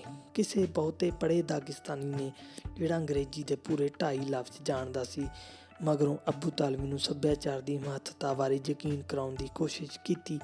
ਦੇਖਿਆ ਸੱਭਿਆਚਾਰ ਦੀ ਕਿੰਨੀ ਮਹੱਤਤਾ ਹੈ। ਜੇ ਤੂੰ ਸੱਭਿਆਚਾਰ ਵਾਲਾ ਆਦਮੀ ਹੁੰਦਾ ਤਾਂ ਅੰਗਰੇਜ਼ ਨਾਲ ਗੱਲ ਤਾਂ ਕਰ ਸਕਦਾ। ਸਮਝਿਆ? ਹਾਂ, ਸਮਝ ਤਾਂ ਗਿਆ, ਅਬੂ ਤਾਲਿਬ ਨੇ ਜਵਾਬ ਦਿੱਤਾ। ਸਿਰਫ ਇਹ ਸਮਝ ਨਹੀਂ ਆਈ ਕਿ ਅੰਗਰੇਜ਼ ਨੂੰ ਮੇਰੇ ਨਾਲੋਂ ਜ਼ਿਆਦਾ ਪੜ੍ਹਿਆ ਲਿਖਿਆ ਕਿਉਂ ਸਮਝਿਆ ਜਾਏ। ਉਹ ਵੀ ਤਾਂ ਉਹਨਾਂ ਬੋਲੀਆਂ ਵਿੱਚੋਂ ਇੱਕ ਵੀ ਨਹੀਂ ਸੀ ਜਾਣਦਾ ਜਿਨ੍ਹਾਂ ਵਿੱਚ ਮੈਂ ਉਸ ਨਾਲ ਗੱਲ ਕਰਨ ਦੀ ਕੋਸ਼ਿਸ਼ ਕੀਤੀ ਸੀ। ਮੇਰੇ ਲਈ ਕੌਮਾਂ ਦੀਆਂ ਬੋਲੀਆਂ ਆਕਾਸ਼ ਵਿਚਲੇ ਸਿਤਾਰਿਆਂ ਵਾਂਗ ਹਨ। ਮੈਂ ਨਹੀਂ ਚਾਹੁੰਦਾ ਕਿ ਸਾਰੇ ਸਿਤਾਰੇ ਇੱਕ ਵੱਡੇ ਸਾਰੇ ਸਿਤਾਰੇ ਵਿੱਚ ਮਿਲ ਕੇ ਇੱਕ ਹੋ ਜਾਣ ਜਿਸ ਨੇ ਅੱਧਾ ਆਕਾਸ਼ ਘੇਰਿਆ ਹੋਵੇ। ਇਸ ਕੰਮ ਲਈ ਸੂਰਜ ਹੈ, ਪਰ ਆਕਾਸ਼ ਵਿੱਚ ਸਿਤਾਰੇ ਵੀ ਚਮਕਣੇ ਚਾਹੀਦੇ ਹਨ। ਹਰ ਕੌਮ ਨੂੰ ਆਪਣਾ ਸਿਤਾਰਾ ਰੱਖਣ ਦਿਓ। ਮੈਨੂੰ ਆਪਣਾ ਸਿਤਾਰਾ ਪਿਆਰਾ ਹੈ। ਮੇਰੀ ਮਾਤ ਬੋਲੀ ਅਵਾਰ ਹੈ। ਮੈਂ ਉਹਨਾਂ ਭੂ ਵਿਗਿਆਨੀਆਂ ਵਿੱਚ ਯਕੀਨ ਰੱਖਦਾ ਹਾਂ ਜਿਹੜੇ ਕਹਿੰਦੇ ਹਨ ਕਿ ਇੱਕ ਨਿੱਕੀ ਜਿਹੀ ਪਹਾੜੀ ਵਿੱਚੋਂ ਵੀ ਬਹੁਤ ਸਾਰਾ ਸੋਨਾ ਲੱਭ ਸਕਦਾ ਹੈ। ਅੱਲਾ ਕਰੇ ਤੇਰੇ ਬੱਚੇ ਉਸ ਬੋਲੀ ਤੋਂ ਵਾਂਝੇ ਰਹਿਣ ਜਿਹੜੀ ਉਹਨਾਂ ਦੀ ਮਾਂ ਬੋਲੀ ਹੈ। ਔਰਤ ਇੱਕ ਦੂਜੀ ਨੂੰ ਇਸ ਤਰ੍ਹਾਂ ਦੀ ਬਦਸੀਸ ਦਿਆ ਕਰਦੀਆਂ ਸਨ। ਬਦਸੀਸਾਂ ਬਾਰੇ ਜਦੋਂ ਮੈਂ ਆਪਣੀ ਕਵਿਤਾ ਪਰਬਤ ਦੀ ਜਾਈ ਲਿਖ ਰਿਹਾ ਸੀ ਤਾਂ ਮੈਨੂੰ ਬਹੁਤ ਸਾਰੀਆਂ ਬਦਸੀਸਾਂ ਦੀ ਲੋੜ ਪਈ ਜਿਹੜੀਆਂ ਕਵਿਤਾ ਵਿਚਲੀ ਇੱਕ ਬਦਮਿਜ਼ਾਜ ਔਰਤ ਦੇ ਮੂੰਹ ਵਿੱਚ ਪਾਉਣੀਆਂ ਸਨ। ਮੈਨੂੰ ਦੱਸਿਆ ਗਿਆ ਸੀ ਕਿ ਇੱਕ ਦੂਰ ਦੇ ਪਹਾੜੀ ਪਿੰਡ ਵਿੱਚ ਇੱਕ ਬੁੱਢੀ ਔਰਤ ਰਹਿੰਦੀ ਹੈ ਜਿਹੜੀ ਬਦਸੀਸਾਂ ਦੇਣ ਵਿੱਚ ਆਪਣੀ ਕਿਸੇ ਵੀ ਗੁਆਂਢਣ ਨਾਲੋਂ ਤੇਜ਼ ਹੈ।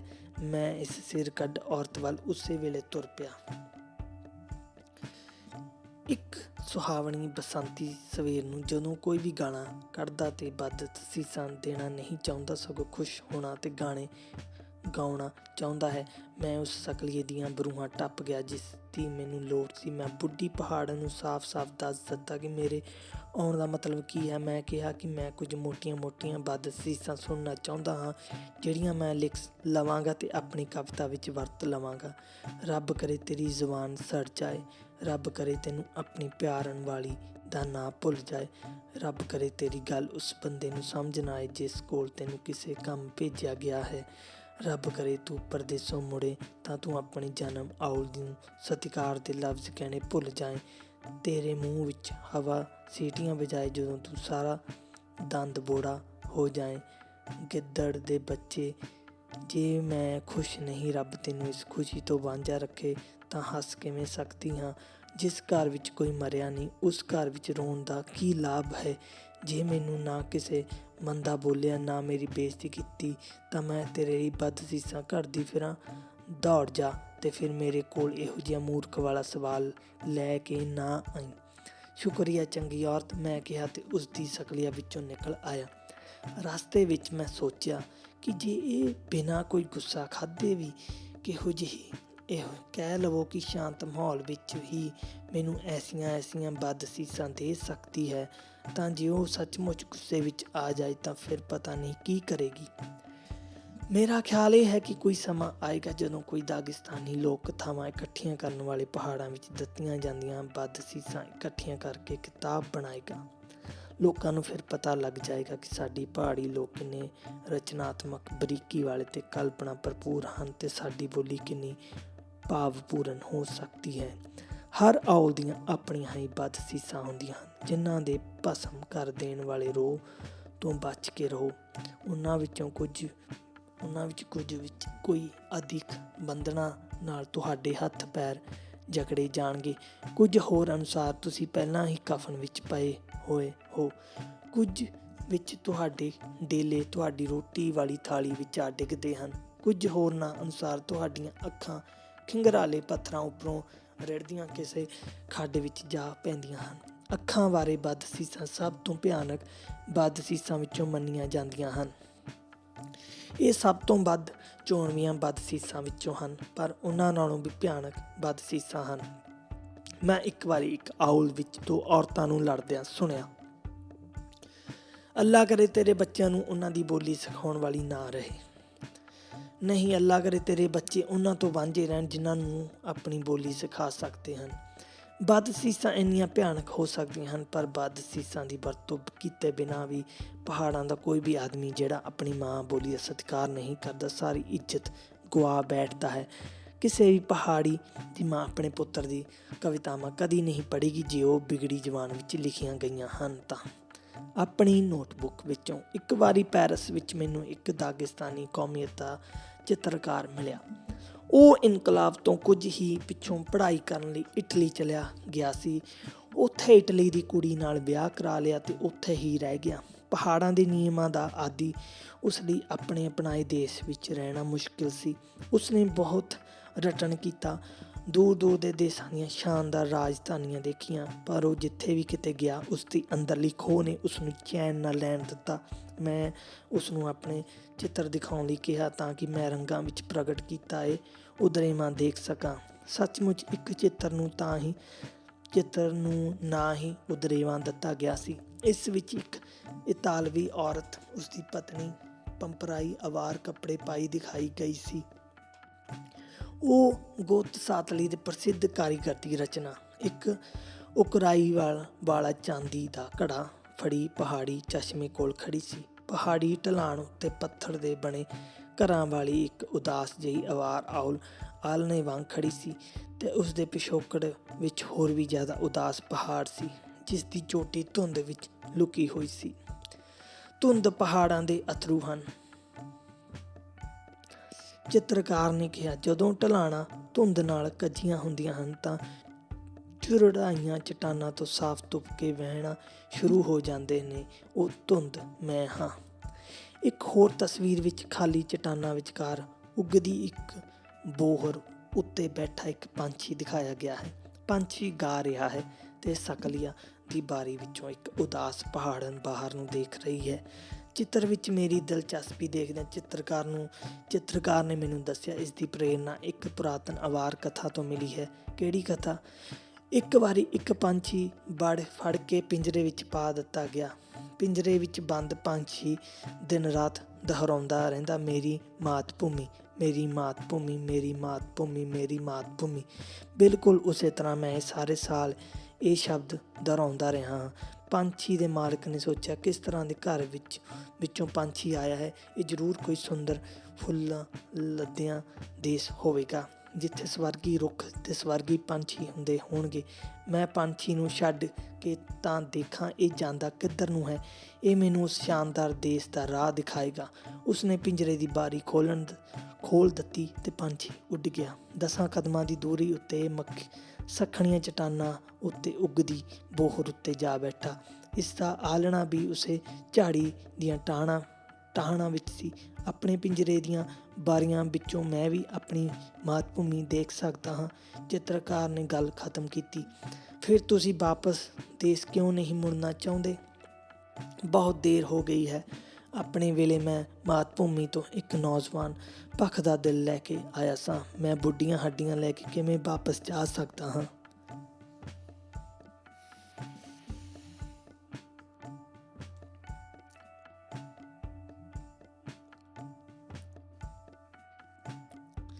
ਪੈਰਿਸ ਤੋਂ ਵਾਪਸ ਆ ਕੇ ਮੈਂ ਚਿੱਤਰਕਾਰ ਦੇ ਰਿਸ਼ਤੇਦਾਰਾਂ ਨੂੰ ਲੱਭਿਆ।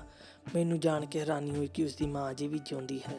ਉਦਾਸ ਚਿਹਰਿਆਂ ਨਾਲ ਸਕਲੀਆ ਵਿੱਚ ਇਕੱਠੇ ਹੋਏ ਰਿਸ਼ਤੇਦਾਰਾਂ ਨੇ ਉਸ ਸਪੂਤ ਬਾਰੇ ਮੇਰੀ ਕਹਾਣੀ ਸੁਣੀ, ਜਿਹੜਾ ਆਪਣੀ ਮਾਤ ਭੂਮੀ ਨੂੰ ਛੱਡ ਕੇ ਪਰਦੇਸੀ ਜਾ ਵਸਿਆ ਸੀ, ਪਰ ਲੱਗਦਾ ਸੀ ਕਿ ਉਹਨਾਂ ਨੇ ਉਸਨੂੰ ਮਾਫ਼ ਕਰ ਦਿੱਤਾ ਹੈ ਤੇ ਇਹ ਜਾਣ ਕੇ ਉਹਨਾਂ ਨੂੰ ਖੁਸ਼ੀ ਹੋਈ ਕਿ ਉਹ ਅਜੇ ਜਿਉਂਦਾ ਹੈ। ਤੁਸੀਂ ਗੱਲਾਂ ਅਵਾਰ ਬੋਲੀ ਵਿੱਚ ਕੀਤੀਆਂ? ਅਚਾਨਕ ਉਸਦੀ ਮਾਂ ਨੇ ਪੁੱਛਿਆ। ਨਹੀਂ, ਅਸੀਂ ਦੁਰਭਾਸ਼ੀ ਰਾਹੀਂ ਗੱਲਾਂ ਕੀਤੀਆਂ। ਮੈਂ ਰੂਸੀ ਬੋਲਦਾ ਸਾਂ ਤੇ ਤੁਹਾਡਾ ਸਪੁੱਤਰ ਫਰਾਂਸੀਸੀ ਸੀ। ਮਾਂ ਨੇ ਆਪਣਾ ਮੂੰਹ ਕਾਲੇ ਘੁੰਡ ਹੇਠ ਢੱਕ ਲਿਆ, ਜਿਵੇਂ ਸਾਡੀਆਂ ਔਰਤਾਂ ਪੁੱਤਰ ਦੀ ਮੌਤ ਬਾਰੇ ਪਤਾ ਲੱਗਣ ਉੱਤੇ ਢੱਕ ਲੈਂਦੀਆਂ ਹਨ। ਪੱਥਰੀ ਛੱਤ ਉੱਤੇ ਬਾਰਿਸ਼ ਪੈ ਰਹੀ ਸੀ। ਅਸੀਂ ਅਫਗਾਨਿਸਤਾਨ ਵਿੱਚ ਸਾਂ। ਦੁਨੀਆ ਦੇ ਦੂਜੇ ਸਿਰੇ ਕਿਤੇ ਪੈਰਿਸ ਵਿੱਚ ਦਾਗਿਸਤਾਨ ਦਾ ਇੱਕ ਖਾਊ ਉਡਾਊ ਪੁੱਤਰ ਵੀ ਸ਼ਾਇਦ ਬਾਰਿਸ਼ ਦੀ ਟਾਪ ਸੁਣ ਰਿਹਾ ਹੋਵੇਗਾ। ਤੈਨੂੰ ਗਲਤੀ ਲੱਗੀ ਹੈ ਰਜ਼ੂਲ। ਬਹੁਤ ਦੇਰ ਚੁੱਪ ਰਹਿਣ ਪਿੱਛੋਂ ਮਾਂ ਬੋਲੀ, ਮੇਰਾ ਪੁੱਤ ਤਾਂ ਕਦੇ ਦਾ ਮਰ ਚੁੱਕਾ ਹੈ। ਉਹ ਮੇਰਾ ਪੁੱਤਰ ਨਹੀਂ ਹੋ ਸਕਦਾ। ਮੇਰੀ ਕੋਈ ਵੀ ਪੁੱਤਰ ਉਹ ਬੋਲੀ ਨਹੀਂ ਸੀ ਭੁੱਲ ਸਕਦਾ ਜਿਹੜੀ ਉਸਨੂੰ ਮੈਂ ਇੱਕ ਅਵਾਰ ਮਾਂ ਨੇ ਸਿਖਾਈ ਸੀ। ਇੱਕ ਸਮਾਂ ਸੀ ਜਦੋਂ ਮੈਂ ਇੱਕ ਅਵਾਰ ਨਾਟਘਰ ਵਿੱਚ ਕੰਮ ਕਰਦਾ ਸੀ। ਉਹ ਵੀ ਸਮਾਂ ਸੀ ਜਦੋਂ ਅਸੀਂ ਮੰਚ ਦੀਆਂ ਸੀਨਰੀਆਂ, ਲਿਬਾਸਾਂ ਤੇ ਨਾਟਕ ਲਈ ਲੋੜੀਂਦੀਆਂ ਹੋਰ ਚੀਜ਼ਾਂ ਦੇ ਭਾਰ ਹੇਠ ਦੱਬੇ ਹੋਏ ਅਸੀਂ ਪਿੰਡੋਂ ਪਿੰਡ ਘੁੰਮਦੇ ਰਹਿੰਦੇ ਸਾਂ ਤੇ ਪਹਾੜਾਂ ਦੇ ਵਾਸੀਆਂ ਤੱਕ ਨਾਟ ਕਲਾ ਪਹੁੰਚਾਉਂਦੇ ਸਾਂ। ਮੈਂ ਇਸ ਤਰ੍ਹਾਂ ਕਈ ਬਿਤਾਏ ਸਾਲਾਂ ਨੂੰ ਅਕਸਰ ਯਾਦ ਕਰਦਾ ਹਾਂ। ਕੁਝ ਨਾਟਕਾਂ ਵਿੱਚ ਮੈਨੂੰ ਨਿੱਕਾ ਮੋਟਾ ਰੋਲ ਦਿੱਤਾ ਜਾਂਦਾ ਸੀ, ਪਰ ਆਮ ਕਰਕੇ ਮੈਂ ਪ੍ਰਾਂਪਟਰ ਵਾਲੀ ਥਾਂ ਬੈਠਿਆ ਕਰਦਾ ਸੀ। ਇਸ ਕੰਮ ਤੋਂ ਮੈਨੂੰ ਨੌਜਵਾਨ ਕਵੀ ਨੂੰ ਥੀਏਟਰ ਵਿੱਚ ਹੋਰ ਕਿਸੇ ਵੀ ਰੋਲ ਨਾਲੋਂ ਜ਼ਿਆਦਾ ਖੁਸ਼ੀ ਮਿਲਦੀ ਸੀ। ਅਦਾਕਾਰੀ, ਚਿਹਰੇ ਨਾਲ ਭਾਵ ਪ੍ਰਗਟਾ, ਸੈਨਤਾ ਅਤੇ ਮੰਚ ਉੱਤੇ ਆਉਣ ਵਰਗੀਆਂ ਚੀਜ਼ਾਂ ਨੂੰ ਮੈਂ ਦੂਜੇ ਦਰਜੇ ਦੀ ਮਹੱਤਤਾ ਦਿੰਦਾ ਹੁੰਦਾ ਸਾਂ। ਮੈਂ ਕੱਪੜਿਆਂ, ਮੇਕਅਪ ਅਤੇ ਸਜਾਵਟ ਨੂੰ ਦੂਜੇ ਦਰਜੇ ਦੀ ਮਹੱਤਤਾ ਵਾਲੀਆਂ ਸਮਝਦਾ ਸਾਂ।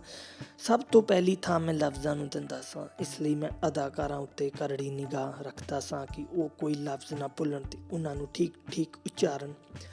ਜੇ ਕੋਈ ਅਦਾਕਾਰ ਕੋਈ ਲਫ਼ਜ਼ ਛੱਡ ਜਾਂਦਾ ਹੈ ਤਾਂ ਇਸ ਨੂੰ ਵਿਗਾੜ ਕੇ ਬੋਲਦਾ ਸੀ ਤਾਂ ਮੈਂ ਆਪਣੇ ਖਾਨੇ ਵਿੱਚੋਂ ਬਾਹਰ ਸਿਰ ਕੱਢਦਾ ਅਤੇ ਲਫ਼ਜ਼ ਨੂੰ ਠੀਕ ਤਰ੍ਹਾਂ ਨਾਲ ਐਸੀ ਆਵਾਜ਼ ਵਿੱਚ ਬੋਲਦਾ ਜਿਹੜੀ ਹਾਲ ਦੇ ਸਭ ਕੋਨਿਆਂ ਵਿੱਚ ਸੁਣੀ ਜਾ ਸਕਦੀ ਸੀ।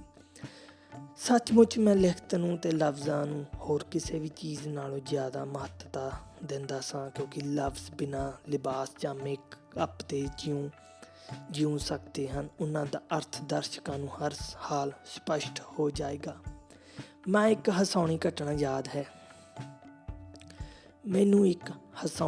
ਯਾਦ ਹੈ। ਅਸੀਂ ਜਿਹੜਾ ਨਾਟਕ ਖੇਡ ਰਹੇ ਸਾਂ ਉਸ ਦਾ ਨਾਂ ਸੀ ਪਹਾੜੀ ਲੋਕ, ਅਤੇ ਇਸ ਵਿੱਚ ਅਵਾਰ ਲੋਕਾਂ ਦੇ ਦੂਰ ਬੀਤੇ ਬਾਰੇ ਦੱਸਿਆ ਗਿਆ ਸੀ। ਆਮ ਵਾਂਗ ਮੈਂ ਪ੍ਰਾਂਪਟਰ ਸਾਂ।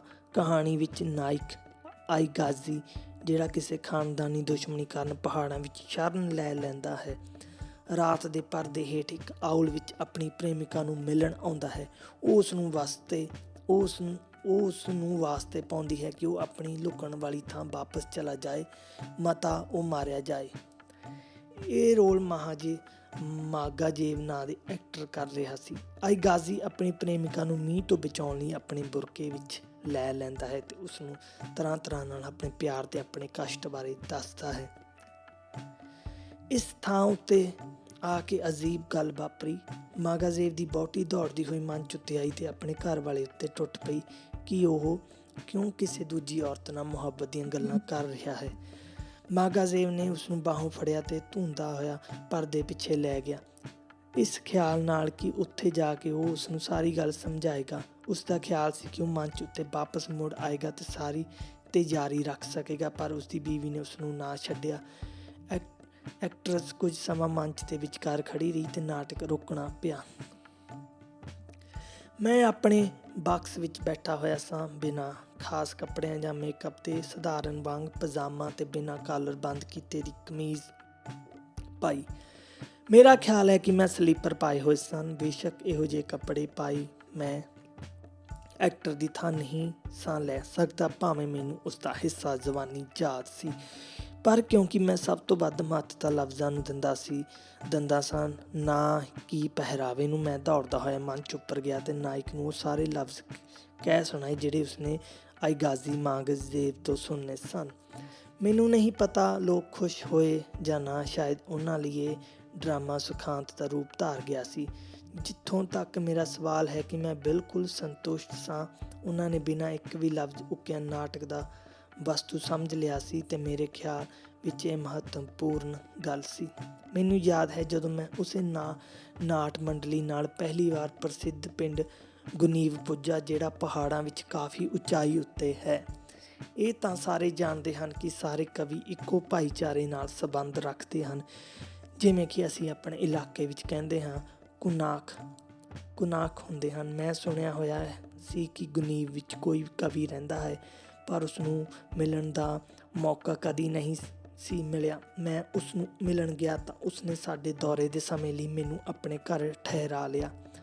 ਮੇਰੇ ਚੰਗੇ ਮੇਜ਼ਬਾਨਾਂ ਨੇ ਮੇਰਾ ਇੰਨਾ ਚੰਗਾ ਸਵਾਗਤ ਕੀਤਾ ਕਿ ਮੈਂ ਉਹਨਾਂ ਨੂੰ ਇੰਨੀ ਤਕਲੀਫ ਦੇਣ ਕਰਕੇ ਆਪ ਉਲਝਣ ਵਿੱਚ ਫਸ ਗਿਆ ਅਤੇ ਮੈਨੂੰ ਪਤਾ ਨਾ ਲੱਗੇ ਆਪਣੇ ਨਾਲ ਕੀ ਕਰਾਂ। ਕਵੀ ਦੀ ਮਾਂ ਵੱਲੋਂ ਦਿਖਾਈ ਗਈ ਮਿਹਰਬਾਨੀ ਖਾਸ ਕਰਕੇ ਮੇਰੀਆਂ ਨਿੱਘੀਆਂ ਯਾਦਾਂ ਵਿੱਚ ਹੈ।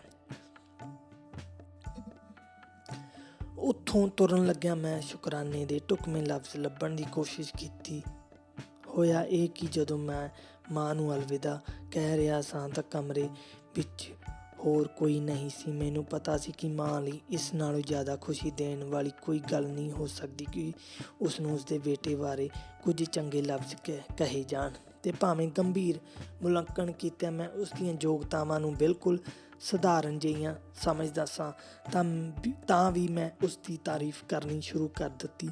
ਮੈਂ ਮਾਂ ਨੂੰ ਇਹ ਦੱਸਣਾ ਸ਼ੁਰੂ ਕੀਤਾ ਕਿ ਉਸ ਦਾ ਬੇਟਾ ਬੜਾ ਅਗਾਂਹ-ਵਧੂ ਕਵੀ ਹੈ, ਜਿਹੜਾ ਹਮੇਸ਼ਾ ਭਖ ਦੇ ਮਸਲਿਆਂ ਬਾਰੇ ਲਿਖਦਾ ਹੈ। ਹੋ ਸਕਦਾ ਹੈ ਉਹ ਅਗਾਂਹ-ਵਧੂ ਕਵੀ ਹੋਵੇ, ਮਾਂ ਨੇ ਅਫਸੋਸੀ ਜਿਹੀ ਆਵਾਜ਼ ਵਿੱਚ ਮੈਨੂੰ ਟੋਕਿਆ, ਪਰ ਉਸ ਵਿੱਚ ਕਲਾ ਕੌਸ਼ਲਤਾ ਕੋਈ ਨਹੀਂ। ਹੋ ਸਕਦਾ ਹੈ ਕਿ ਉਸ ਦੀਆਂ ਕਵਿਤਾਵਾਂ ਅੱਜ ਦੇ ਭਖ ਦੇ ਮਸਲਿਆਂ ਬਾਰੇ ਹੁੰਦੀਆਂ ਹੋਣ, ਪਰ ਜਦੋਂ ਮੈਂ ਉਹਨਾਂ ਨੂੰ ਪੜ੍ਹਨ ਲੱਗਦੀ ਹਾਂ ਤਾਂ ਮੈਨੂੰ ਨੀਂਦ ਆਉਣ ਲੱਗ ਪੈਂਦੀ ਹੈ। ਜ਼ਰਾ ਸੋਚ ਰਜ਼ੂਲ, ਜਦੋਂ ਮੇਰਾ ਬੇਟਾ ਪਹਿਲੇ ਲਫ਼ਜ਼ ਉਚਾਰਨਾ ਸਿੱਖ ਰਿਹਾ ਸੀ, ਜਿਨ੍ਹਾਂ ਨੂੰ ਹੋਰ ਕੋਈ ਨਹੀਂ ਸੀ ਸਮਝ ਸਕਦਾ, ਮੈਂ ਇੰਨੀ ਖੁਸ਼ ਹੁੰਦੀ ਸਾਂ ਕਿ ਦੱਸ ਨਹੀਂ ਸਕਦੀ। ਅੱਜ ਜਦੋਂ ਕਿ ਉਸਨੇ ਨਾ ਸਿਰਫ ਬੋਲਣਾ ਸਗੋਂ ਕਵਿਤਾ ਲਿਖਣਾ ਵੀ ਸਿੱਖ ਲਿਆ ਹੈ, ਤਾਂ ਮੈਨੂੰ ਬਿਲਕੁਲ ਕੋਈ ਖੁਸ਼ੀ ਨਹੀਂ ਹੁੰਦੀ। ਕਹਿੰਦੇ ਨੇ ਕਿ ਔਰਤ ਦੀ ਅਕਲ ਉਸਦੇ ਘੱਗਰੇ ਦੀ ਝਾਲਰ ਨਾਲ ਲੱਗੀ ਹੁੰਦੀ ਹੈ। ਜਦੋਂ ਉਹ ਬੈਠੀ ਹੁੰਦੀ ਹੈ ਤਾਂ ਇਹ ਮਹਿਫੂਜ਼ ਹੁੰਦੀ ਹੈ, ਪਰ ਜਿਉਂ ਹੀ ਉਹ ਉੱਠਦੀ ਹੈ ਇਹ ਜ਼ਮੀਨ ਉੱਤੇ ਡਿੱਗ ਪੈਂਦੀ ਹੈ। ਮੇਰੇ ਪੁੱਤ ਨਾਲ ਵੀ ਇਸੇ ਤਰ੍ਹਾਂ ਹੈ। ਜਦੋਂ ਉਹ ਖਾਣੇ ਦੇ ਮੇਜ਼ ਉੱਤੇ ਬੈਠਾ ਖਾ ਰਿਹਾ ਹੁੰਦਾ ਹੈ ਤਾਂ ਉਹ ਬੰਦਿਆਂ ਵਾਂਗ ਗੱਲ ਕਰਦਾ ਹੈ। ਮੈਂ ਉਸ ਨੂੰ ਸੁਣਦਿਆਂ ਕਦੀ ਨਹੀਂ ਥੱਕਦੀ, ਪਰ ਜਿਉਂ ਹੀ ਉਹ ਖਾਣੇ ਦੇ ਮੇਜ਼ ਤੋਂ ਉੱਠ ਕੇ ਲਿਖਣ ਵਾਲੇ ਮੇਜ਼ ਕੋਲ ਜਾਂਦਾ ਹੈ, ਉਹ ਆਪਣੀ ਸਾਰੀ ਸਾਦੀ ਤੇ ਚੰਗੀ ਬੋਲੀ ਭੁੱਲ ਜਾਂਦਾ ਹੈ ਤੇ ਸਿਰਫ ਸਖਤ ਜਿਹੀ, ਧੁੰਦਲੀ ਤੇ ਅਕਾਵੀ ਜਿਹੀ ਬੋਲੀ ਰਹਿ ਜਾਂਦੀ ਹੈ। ਜਦੋਂ ਮੈਨੂੰ ਇਹ ਘਟਨਾ ਯਾਦ ਆਉਂਦੀ ਹੈ ਤਾਂ ਮੈਂ ਦੁਆ ਕਰਦਾ ਹਾਂ ਕਿ ਅੱਲਾ ਕਦੀ ਮੈਨੂੰ ਮੇਰੀ ਜ਼ੁਬਾਨ ਤੋਂ ਵਾਂਝਾ ਨਾ ਕਰੇ। ਮੈਂ ਇਸ ਤਰ੍ਹਾਂ ਨਾਲ ਲਿਖਣਾ ਚਾਹੁੰਦਾ ਹਾਂ ਕਿ ਮੇਰੀ ਸਾਰੀ ਕਵਿਤਾ ਤੇ ਜੋ ਕੁਝ ਵੀ ਮੈਂ ਲਿਖਾਂ ਮੇਰੀ ਮਾਂ ਨੂੰ ਤੇ ਮੇਰੀ ਭੈਣ ਨੂੰ, ਪਹਾੜਾਂ ਵਿਚਲੇ ਹਰ ਬੰਦੇ ਨੂੰ ਤੇ ਉਸ ਨੂੰ ਪੜ੍ਹਨ ਵਾਲੇ ਹਰ ਬੰਦੇ ਨੂੰ ਸਮਝ ਆਵੇ ਤੇ ਪਿਆਰਾ ਲੱਗੇ। ਮੈਂ ਅਕਾਵੇਪਣ ਨੂੰ ਨਹੀਂ ਜਨਮ ਦੇਣਾ ਚਾਹੁੰਦਾ, ਮੈਂ ਖੁਸ਼ੀ ਦੇਣਾ ਚਾਹੁੰਦਾ ਹਾਂ। ਜੇ ਮੇਰੀ ਜ਼ੁਬਾਨ ਭੈੜੀ ਹੋ ਜਾਂਦੀ ਹੈ ਤੇ ਠੰਡੀ ਪੈ ਜਾਂਦੀ ਹੈ, ਸਮਝ ਨਹੀਂ ਆਉਂਦੀ ਅਤੇ ਅਕਾਵੀ ਹੋ ਜਾਂਦੀ ਹੈ, ਮਤਲਬ ਕਿ ਜੇ ਮੈਂ ਆਪਣੀ ਜ਼ੁਬਾਨ ਖਰਾਬ ਕਰ ਲੈਂਦਾ ਹਾਂ ਤਾਂ ਇਹ ਮੇਰੀ ਜ਼ਿੰਦਗੀ ਵਿੱਚ ਵਾਪਰਨ ਵਾਲੀ ਸਭ ਤੋਂ ਵੱਧ ਭਿਆਨਕ ਚੀਜ਼ ਹੋਵੇਗੀ। ਜਦੋਂ ਮੈਂ ਛੋਟਾ ਹੁੰਦਾ ਸਾਂ ਤਾਂ ਜਦੋਂ ਸਾਡੀ ਆਉਲ ਦੇ ਬੰਦੇ ਮਸੀਤ ਦੇ ਨੇੜੇ ਭਾਈਚਾਰਕ ਮਸਲਿਆਂ ਨੂੰ ਵਿਚਾਰਨ ਲਈ ਜੁੜਿਆ ਕਰਦੇ ਸਨ, ਤਾਂ ਮੈਂ ਉਹਨਾਂ ਨੂੰ ਆਪਣੇ ਪਿਤਾ ਦੀਆਂ ਕਵਿਤਾਵਾਂ ਪੜ੍ਹ ਕੇ ਸੁਣਾਉਂਦਾ ਹੁੰਦਾ ਸਾਂ। ਮੈਂ ਬੱਚਾ ਜਿਹਾ ਸਾਂ, ਨਿੱਕਾ ਜਿਹਾ, ਪਰ ਮੈਂ ਵੱਧ ਤੋਂ ਵੱਧ, ਸਗੋਂ ਲੋੜ ਤੋਂ ਵੀ ਵੱਧ ਜ਼ੋਰ ਲਾ ਕੇ ਉੱਚੀ ਸਾਰੀ ਆਵਾਜ਼ ਵਿੱਚ ਉਹਨਾਂ ਲਫ਼ਜ਼ਾਂ ਤੇ ਆਵਾਜ਼ਾਂ ਉੱਪਰ ਖਾਸ ਜ਼ੋਰ ਦੇ ਕੇ ਪੜ੍ਹਦਾ ਹੁੰਦਾ ਸਾਂ ਜਿਹੜੇ ਮੈਨੂੰ ਖੁਸ਼ੀ ਦਿੰਦੇ ਸਨ। ਮਿਸਾਲ ਵਜੋਂ ਜਦੋਂ ਮੈਂ ਪਿਤਾ ਜੀ ਦੀ ਨਵੀਂ ਕਵਿਤਾ ਤਸਾਦਾ ਵਿੱਚ ਭੇੜੀਏ ਦਾ ਸ਼ਿਕਾਰ ਪੜ੍ਹੀ ਤਾਂ ਮੈਂ 10 ਆਵਾਜ਼ ਵਾਲੇ ਸਾਰੇ ਲਫ਼ਜ਼ਾਂ ਨੂੰ ਇਸ ਤਰ੍ਹਾਂ ਦੰਦਾਂ ਵਿੱਚ ਪੀਹ ਕੇ ਕੱਢਦਾ ਸਾਂ ਕਿ ਉਹ ਤਰਕਣ ਪੈਦਾ ਕਰਦੇ, ਝਣਕਾਰ ਦਿੰਦੇ ਤੇ ਕੰਨਾਂ ਨੂੰ ਆ ਕੇ ਵੱਜਦੇ ਸਨ। ਮੈਨੂੰ ਲੱਗਦਾ ਸੀ ਕਿ ਇਸ ਤਰ੍ਹਾਂ ਮੂੰਹ ਵੱਟ ਕੇ ਤੇ ਜ਼ੋਰ ਦੇ ਕੇ ਲਫ਼ਜ਼ ਕੱਢਣਾ ਮੇਰੇ ਉਚਾਰਨ ਤੇ ਪ੍ਰਭਾਵਸ਼ਾਲੀ ਹੋਣ ਵਿੱਚ ਵਾਧਾ ਕਰਦਾ ਸੀ। ਪਿਤਾ ਜੀ ਮੈਨੂੰ ਹਰ ਵਾਰੀ ਇਹ ਕਹਿ ਕੇ ਠੀਕ ਕਰਦੇ ਕਿ ਲਫ਼ਜ਼ ਕੋਈ ਅਖਰੋਟ ਹੈ ਕਿ ਉਸ ਨੂੰ ਦੰਦਾਂ ਹੇਠ ਤੋੜਨਾ ਤੇ ਪੀਣਾ ਜ਼ਰੂਰੀ ਹੋਵੇ, ਕਿ ਇਹ ਕੋਈ ਲਸਣ ਹੈ ਕਿ ਜਿਸ ਨੂੰ ਕੁੰਡੀ ਡੰਡੇ ਵਿੱਚ ਪੀਸਿਆ ਜਾਏ, ਕਿ ਇਹ ਕੋਈ ਖੁਸ਼ਕ ਪਥਰੀਲੀ ਜ਼ਮੀਨ ਹੈ ਕਿ ਜਿਸ ਨੂੰ ਭਾਰੀ ਹਲ ਨਾਲ ਬਹੁਤ ਸਾਰਾ ਜ਼ੋਰ ਲਾ ਕੇ ਵਾਹਿਆ ਜਾਵੇ। ਤੈਨੂੰ ਆਪਣੇ ਸ਼ਬਦ ਫਰਨ ਬੋਲਣੇ ਚਾਹੀਦੇ ਨੇ, ਆਰਾਮ ਨਾਲ, ਬਿਨਾਂ ਕਿੱਲਿਆਂ, ਤਾਂ ਕਿ ਦੰਦ ਨਾ ਵੱਜਣ। ਮੈਂ ਮੁੜ ਕੇ ਸ਼ੁਰੂ ਕਰਦਾ, ਪਰ ਕੋਈ ਖਾਸ ਬਿਹਤਰੀ ਨਾ ਆਉਂਦੀ। ਮੇਰੀ ਮਾਂ ਉਸ ਵੇਲੇ ਛੱਤ 'ਤੇ ਖੜ੍ਹੀ ਸੀ। ਸ਼ਾਇਦ ਤੂੰ ਹੀ ਉਹਨੂੰ ਕੁਝ ਸਿਖਾ ਸਕੇ, ਪਿਤਾ ਜੀ ਨੇ ਮਾਂ ਨੂੰ ਚੀਖ ਕੇ ਕਿਹਾ। ਮੈਨੂੰ ਮੁਸ਼ਕਿਲ ਲੱਗਦੇ ਲਫ਼ਜ਼ ਮਾਂ ਨੇ ਇਸ ਤਰ੍ਹਾਂ ਉਚਾਰੇ ਜਿਸ ਤਰ੍ਹਾਂ ਪਿਤਾ ਜੀ ਚਾਹੁੰਦੇ ਸਨ। ਸੁਣਦਾ ਚੱਲ ਹੁਣ ਤੂੰ। ਫਿਰ ਵੀ ਮੇਰਾ ਕੋਈ ਫਰਕ ਨਾ ਪਿਆ। ਹੱਥ ਤੇਰੀ। ਪਿਤਾ ਜੀ ਗੁੱਸੇ ਵਿੱਚ ਬੋਲੇ, ਜਦੋਂ ਜਲਾਤੂਰਾ ਦਾ ਇੱਕ ਬੰਦਾ ਤੇਰੇ ਵਾਂਗ ਲਫ਼ਜ਼ ਵਿਗਾੜ ਕੇ ਬੋਲ ਰਿਹਾ ਸੀ ਤਾਂ ਮੈਂ ਉਸਨੂੰ ਝਾੜੂ ਨਾਲ ਕੁੱਟਿਆ ਸੀ, ਪਰ ਮੈਂ ਆਪਣੇ ਮੁੰਡੇ ਦਾ ਕੀ ਕਰਾਂ। ਗੁੱਸੇ ਵਿੱਚ ਪਿਤਾ ਜੀ ਬਾਹਰ ਨਿਕਲ ਗਏ। ਪਿਤਾ ਜੀ ਨੇ ਜਲਾਤੂਰਾ ਦੇ ਬੰਦੇ ਨੂੰ ਕਿਵੇਂ ਕੁਟਾਪਾ ਫੇਰਿਆ। ਇੱਕ ਬਹਾਰ ਦੇ ਇੱਕ ਦਿਨ ਦੀ ਗੱਲ ਹੈ ਕਿ ਜਿਵੇਂ ਕਿ ਸਾਰੇ ਜਾਣਦੇ ਨੇ, ਬਸੰਤ ਵਿੱਚ ਪਿਛਲੀ ਫਸਲ ਦੇ ਸਾਰੇ ਭੰਡਾਰ ਖਤਮ ਹੋ ਚੁੱਕੇ ਸਨ, ਪਰ ਨਵੀਂ ਫਸਲ ਅਜੇ ਆਈ ਨਹੀਂ ਹੁੰਦੀ। ਬਸੰਤ ਵਿੱਚ ਮੰਡੀ ਦੀਆਂ ਕੀਮਤਾਂ ਪਤਝੜ ਨਾਲੋਂ ਜ਼ਿਆਦਾ ਹੁੰਦੀਆਂ ਹਨ। ਮਿੱਟੀ ਦੇ ਭਾਂਡੇ ਵੀ ਮਹਿੰਗੇ ਹੋ ਜਾਂਦੇ ਹਨ। ਹਾਲਾਂਕਿ ਇਹ ਖੇਤਾਂ ਵਿੱਚ ਨਹੀਂ ਉੱਗਦੇ। ਪਿਤਾ ਜੀ ਉਦੋਂ ਨੌਜਵਾਨ ਸਨ। ਉਹਨਾਂ ਬਾਜ਼ਾਰ ਜਾਣ ਦਾ ਫੈਸਲਾ ਕੀਤਾ। ਗੁਆਂਢੀ ਨੇ ਉਹਨਾਂ ਨੂੰ ਕਿਹਾ ਕਿ ਮੇਰੇ ਲਈ ਝਾੜੂ ਖਰੀਦ ਲਿਆਈ ਤੇ ਇਸ ਵਾਸਤੇ ਉਹਨਾਂ ਨੂੰ 20 ਕੋਪੇਕ ਦੇ ਦਿੱਤੇ। ਜੇ ਸਸਤਾ ਮਿਲ ਗਿਆ ਤਾਂ ਬਾਕੀ ਪੈਸੇ ਆਪ ਹੀ ਰੱਖ ਲਈ। ਉਸਨੇ ਨੌਜਵਾਨ ਹਮਜ਼ਾਤ ਨੂੰ ਤੁਰਦੇ ਨੂੰ ਕਿਹਾ। ਜਲਦੀ ਹੀ ਇੱਕ ਝਾੜੂ ਵੇਚਣ ਵਾਲਾ ਮਿਲ ਗਿਆ ਤੇ ਸੌਦਾ ਸ਼ੁਰੂ ਹੋਇਆ। ਸਾਰੇ ਲੋਕ ਜਾਣਦੇ ਨੇ ਕਿ ਪੂਰਬੀ ਬਾਜ਼ਾਰ ਵਿੱਚ ਦੱਸੀ ਗਈ ਪਹਿਲੀ ਕੀਮਤ ਦੀ ਕੋਈ ਮਹੱਤਤਾ ਨਹੀਂ ਹੁੰਦੀ। 5 ਕੋਪੇਕ ਦੀ ਚੀਜ਼ ਲਈ ਤੁਹਾਡੇ 100 ਰੂਬਲ ਵੀ ਮੰਗਿਆ ਜਾ ਸਕਦਾ ਹੈ। ਪਿਤਾ ਜੀ ਨੇ ਚੰਗਾ ਮੋਟਾ ਝਾੜੂ ਚੁਣ ਲਿਆ ਤੇ ਪੁੱਛਣ ਲੱਗੇ, ਵੇਚਣਾ ਏ? ਮੈਂ ਖੜਾ ਇੱਥੇ ਕਾਹਦੇ ਲਈ ਹਾਂ? ਕਿੰਨੇ ਪੈਸੇ? 40 ਕੋਪੇਕ। ਝਾੜੂ ਵੀ ਕੋਈ ਘੋੜਾ ਹੁੰਦਾ ਕਿ ਇੰਨੀ ਜ਼ਿਆਦਾ ਕੀਮਤ ਤੋਂ ਸੌਦਾ ਕਰਨਾ ਸ਼ੁਰੂ ਕੀਤਾ ਜਾਏ। ਠੀਕ ਕੀਮਤ ਦੱਸ ਤੇ ਗੱਲ ਖਤਮ ਕਰ। 40 ਕੋਪੇਕ। ਮਜ਼ਾਕ ਛੱਡ। 40 ਕੋਪੇਕ। ਮੈਂ 20 ਕੋਪੇਕ ਦਿਆਂਗਾ। 40 ਕੋਪੇਕ। ਪਰ ਮੇਰੇ ਕੋਲ ਹੈ ਹੀ 20 ਕੋਪੇਕ। 40 ਕੋਪੇਕ। ਮੇਰੇ ਕੋਲ ਸੱਚ ਇਸ ਨਾਲੋਂ ਜ਼ਿਆਦਾ ਪੈਸੇ ਨਹੀਂ। ਜਦੋਂ ਹੋਏ ਆ ਜਾਈਂ। ਇਹ ਦੇਖਦਿਆਂ ਕਿ ਝਾੜੂ ਤਾਂ ਖਰੀਦਿਆ ਨਹੀਂ ਜਾਣਾ, ਪਿਤਾ ਜੀ ਨੇ ਬਾਜ਼ਾਰ ਦਾ ਚੱਕਰ ਲਾਉਣਾ ਸ਼ੁਰੂ ਕਰ ਦਿੱਤਾ ਤੇ ਜਲਦੀ ਹੀ ਉਹਨਾਂ ਦੀ ਨਜ਼ਰ ਭੀੜ ਉੱਤੇ ਪਈ, ਜਿਹੜੀ ਦੁਕਾਨਾਂ ਦੀ ਕਤਾਰ ਦੇ ਨੇੜੇ ਜ਼ਰਾ ਉੱਚੀ ਥਾਂ ਉੱਤੇ ਜਮ੍ਹਾਂ ਹੋਈ ਸੀ। ਉਹ ਉੱਥੇ ਪੁੱਜਾ ਤੇ ਮਾਡੇ ਮਾਰ ਕੇ ਅੱਗੇ ਜਾ ਪਹੁੰਚੇ। ਉਹਨੇ ਦੇਖਿਆ ਕਿ ਲੋਕ ਮਹਿਮੂਦ ਭੱਟ ਨੂੰ ਸੁਣ ਰਹੇ ਹਨ। ਮਹਿਮੂਦ ਪੰਡੂਰ ਹੱਥ ਵਿੱਚ ਫੜੀ ਭੀੜ ਦੇ ਵਿਚਕਾਰ ਬੈਠਾ ਸੀ।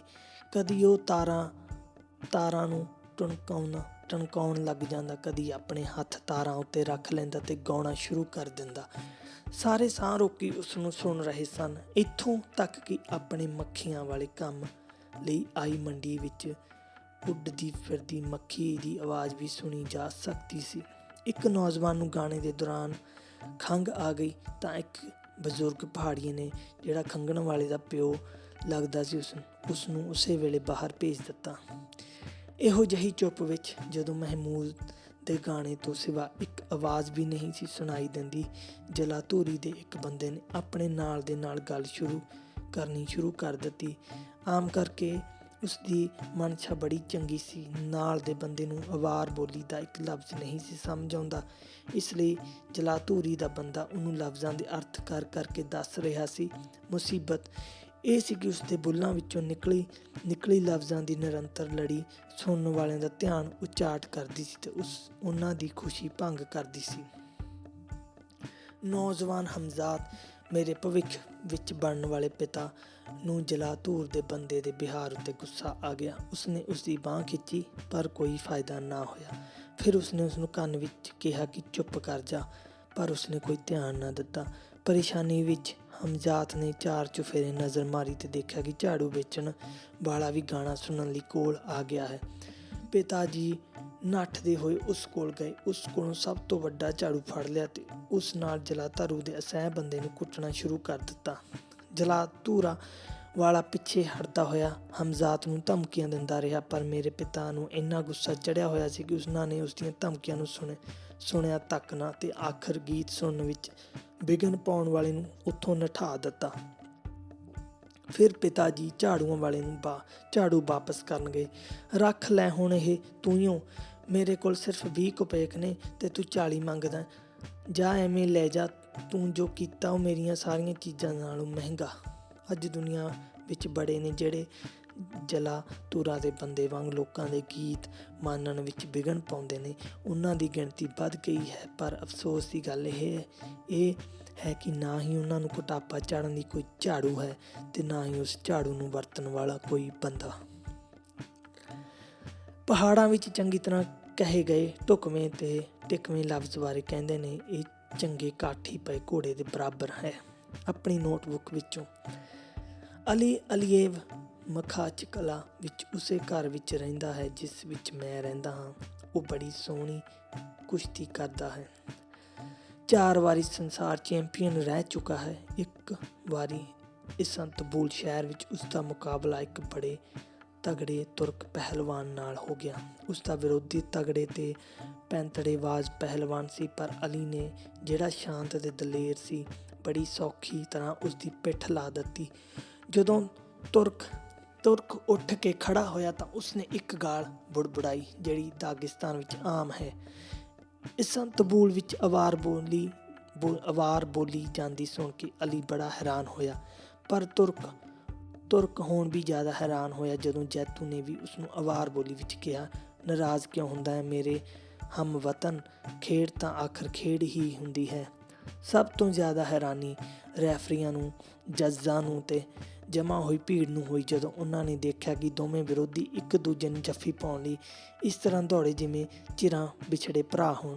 ਇਹ ਪਤਾ ਲੱਗਾ ਕਿ ਤੁਰਕ ਅਵਾਰ ਪਵਾਰ ਵਿੱਚੋਂ ਹੀ ਆਇਆ ਸੀ, ਜਿਹੜਾ ਸ਼ਾਮਿਲ ਦੀ ਗ੍ਰਿਫਤਾਰੀ ਪਿੱਛੋਂ ਨੱਠ ਕੇ ਤੁਰਕੀ ਆ ਬਸਿਆ ਸੀ। ਅੱਜ ਤੱਕ ਦੋਵੇਂ ਪਹਿਲਵਾਨ ਇੱਕ ਦੂਜੇ ਨੂੰ ਬੇਹੱਦ ਦੋਸਤਾਨਾ ਤਰੀਕੇ ਨਾਲ ਮਿਲਦੇ ਹਨ। ਪਿਤਾ ਦੀ ਇੱਕ ਯਾਦ। 1938 ਵਿੱਚ ਪਿਤਾ ਜੀ ਪੁਰਸਕਾਰ ਲੈਣ ਮਾਸਕੋ ਗਏ। ਉਹਨਾਂ ਦਿਨਾਂ ਵਿੱਚ ਇਹ ਬਹੁਤ ਵੱਡੀ ਗੱਲ ਹੁੰਦੀ ਸੀ, ਜਿਸ ਲਈ ਜਦੋਂ ਉਹ ਛਾਤੀ ਉੱਤੇ ਤਗਮਾ ਲਾਈ ਮੁੜੇ ਤਾਂ ਜਮਾਤ ਜਾਂ ਆਉਲ ਦੀ ਆਮ ਸਭਾ ਬੁਲਾਈ ਗਈ, ਜਿੱਥੇ ਉਹਨਾਂ ਨੂੰ ਆਪਣੇ ਰਾਜਧਾਨੀ ਦੇ ਦੌਰੇ ਬਾਰੇ, ਕ੍ਰੈਮਲਿਨ ਬਾਰੇ, ਆਪਣੇ ਪ੍ਰਭਾਵਾਂ ਦੇ ਤੇ ਪ੍ਰਧਾਨ ਮਿਖਾਇਲ ਕਾਲੀਨਿਨ ਨਾਲ, ਜਿਨ੍ਹਾਂ ਨੇ ਪੁਰਸਕਾਰ ਦਿੱਤਾ ਸੀ, ਆਪਣੀ ਮਿਲਣੀ ਬਾਰੇ ਦੱਸਣ ਲਈ ਕਿਹਾ ਗਿਆ। ਉਹਨਾਂ ਨੂੰ ਆਪਣਾ ਸਭ ਤੋਂ ਵੱਧ ਉਗਣਵਾਂ ਪ੍ਰਭਾਵ ਦੱਸਣ ਲਈ ਇਹ ਵੀ ਕਿਹਾ ਗਿਆ। ਪਿਤਾ ਜੀ ਨੇ ਜਿਵੇਂ ਕਿਹਾ ਗਿਆ ਸੀ, ਉਹਨਾਂ ਕੀਤਾ ਤੇ ਫਿਰ ਕਿਹਾ। ਸਭ ਤੋਂ ਵੱਧ ਯਾਦਗਾਰੀ ਚੀਜ਼ ਇਹ ਹੈ ਕਿ ਪ੍ਰਧਾਨ ਕਾਲੀਨਿਨ ਨੇ ਮੇਰਾ ਨਾਂ ਰੂਸੀ ਵਿੱਚ ਨਹੀਂ ਸਗੋਂ ਅਵਾਰ ਵਿੱਚ ਲਿਆ। ਉਹਨਾਂ ਨੇ ਮੈਨੂੰ ਤਸਾਦਾਸਾ ਹਮਜ਼ਾਦ ਕਿਹਾ, ਨਾ ਕਿ ਸਧਾਰਨ ਵਾਂਗ ਹਮਜ਼ਾਦ ਤਸਾਦਾਸਾ। ਬਜ਼ੁਰਗਾਂ ਨੂੰ ਖੁਸ਼ੀ ਭਰੀ ਹੈਰਾਨੀ ਹੋਈ ਤੇ ਉਹਨਾਂ ਸਹਿਮਤੀ ਵਿੱਚ ਸਿਰ ਹਿਲਾਏ। ਹਾਂ ਦੇਖਿਆ, ਪਿਤਾ ਜੀ ਨੇ ਗੱਲ ਜਾਰੀ ਰੱਖੀ, ਤੁਸੀਂ ਮੇਰੇ ਮੂੰਹੋਂ ਇਹੋ ਜਿਹੀ ਗੱਲ ਸੁਣ ਕੇ ਹੀ ਖੁਸ਼ ਹੋ ਰਹੇ ਹੋ, ਪਰ ਤੁਸੀਂ ਮੇਰੀ ਖੁਸ਼ੀ ਦਾ ਅੰਦਾਜ਼ਾ ਲਾ ਸਕਦੇ ਹੋ ਜਦੋਂ ਮੈਂ ਕ੍ਰੈਮਲਿਨ ਵਿੱਚ ਖੁਦ ਕਾਲੀਨਿਨ ਤੋਂ ਇਹ ਸੁਣਿਆ। ਮੈਂ ਤੁਹਾਨੂੰ ਇਮਾਨਦਾਰੀ ਨਾਲ ਦੱਸਦਾ ਹਾਂ ਕਿ ਮੈਨੂੰ ਇੰਨੀ ਖੁਸ਼ੀ ਹੋਈ ਕਿ ਮੈਂ ਆਪਣੇ ਪੁਰਸਕਾਰ ਮਿਲਣ ਉੱਤੇ ਖੁਸ਼ ਹੋਣਾ ਵੀ ਭੁੱਲ ਗਿਆ। ਮੈਂ ਪਿਤਾ ਜੀ ਦੀਆਂ ਭਾਵਨਾਵਾਂ ਨੂੰ ਚੰਗੀ ਤਰ੍ਹਾਂ ਸਮਝ ਸਕਦਾ ਹਾਂ। ਕੁਝ ਸਾਲ ਹੋਏ ਮੈਂ ਸੋਵੀਅਤ ਲੇਖਕ ਪ੍ਰਤੀਨਿਧ ਮੰਡਲ ਵਿੱਚ ਪੋਲੈਂਡ ਗਿਆ। ਇੱਕ ਸਵੇਰ ਕਾਰਾਕੋ ਹੋਟਲ ਵਿੱਚ, ਜਿੱਥੇ ਅਸੀਂ ਠਹਿਰੇ ਹੋਏ ਸਾਂ, ਕਿਸੇ ਨੇ ਮੇਰਾ ਦਰਵਾਜ਼ਾ ਖੜਖੜਾਇਆ। ਜਦੋਂ ਮੈਂ ਦਰਵਾਜ਼ਾ ਖੋਲ੍ਹਿਆ ਤਾਂ ਇੱਕ ਉੱਪਰੋਂ ਬੰਦੇ ਨੇ ਸ਼ਾਨਦਾਰ ਆਵਾਜ਼ ਵਿੱਚ ਮੈਨੂੰ ਸੰਬੋਧਨ ਕੀਤਾ, ਹਮਜ਼ਾਤਿਲ ਰਸੂਲ ਇੱਥੇ ਰਹਿੰਦਾ? ਮੈਂ ਇੱਕੋ ਵੇਲੇ ਹੈਰਾਨ ਵੀ ਹੋਇਆ ਤੇ ਖੁਸ਼ ਵੀ। ਰੱਬ ਕਰੇ ਤੇਰੇ ਪਿਓ ਦੇ ਘਰ ਨੂੰ ਕਦੀ ਨਾ ਅੱਗ ਲੱਗੇ, ਨਾ ਹੀ ਉਹ ਕਦੀ ਢੱਠੇ। ਇਹ ਕਿਸ ਤਰ੍ਹਾਂ? ਕੀ ਤੂੰ ਇੱਕ ਅਵਾਰ ਕਰਾਕੋ ਵਿੱਚ ਰਹਿ ਰਿਹਾ?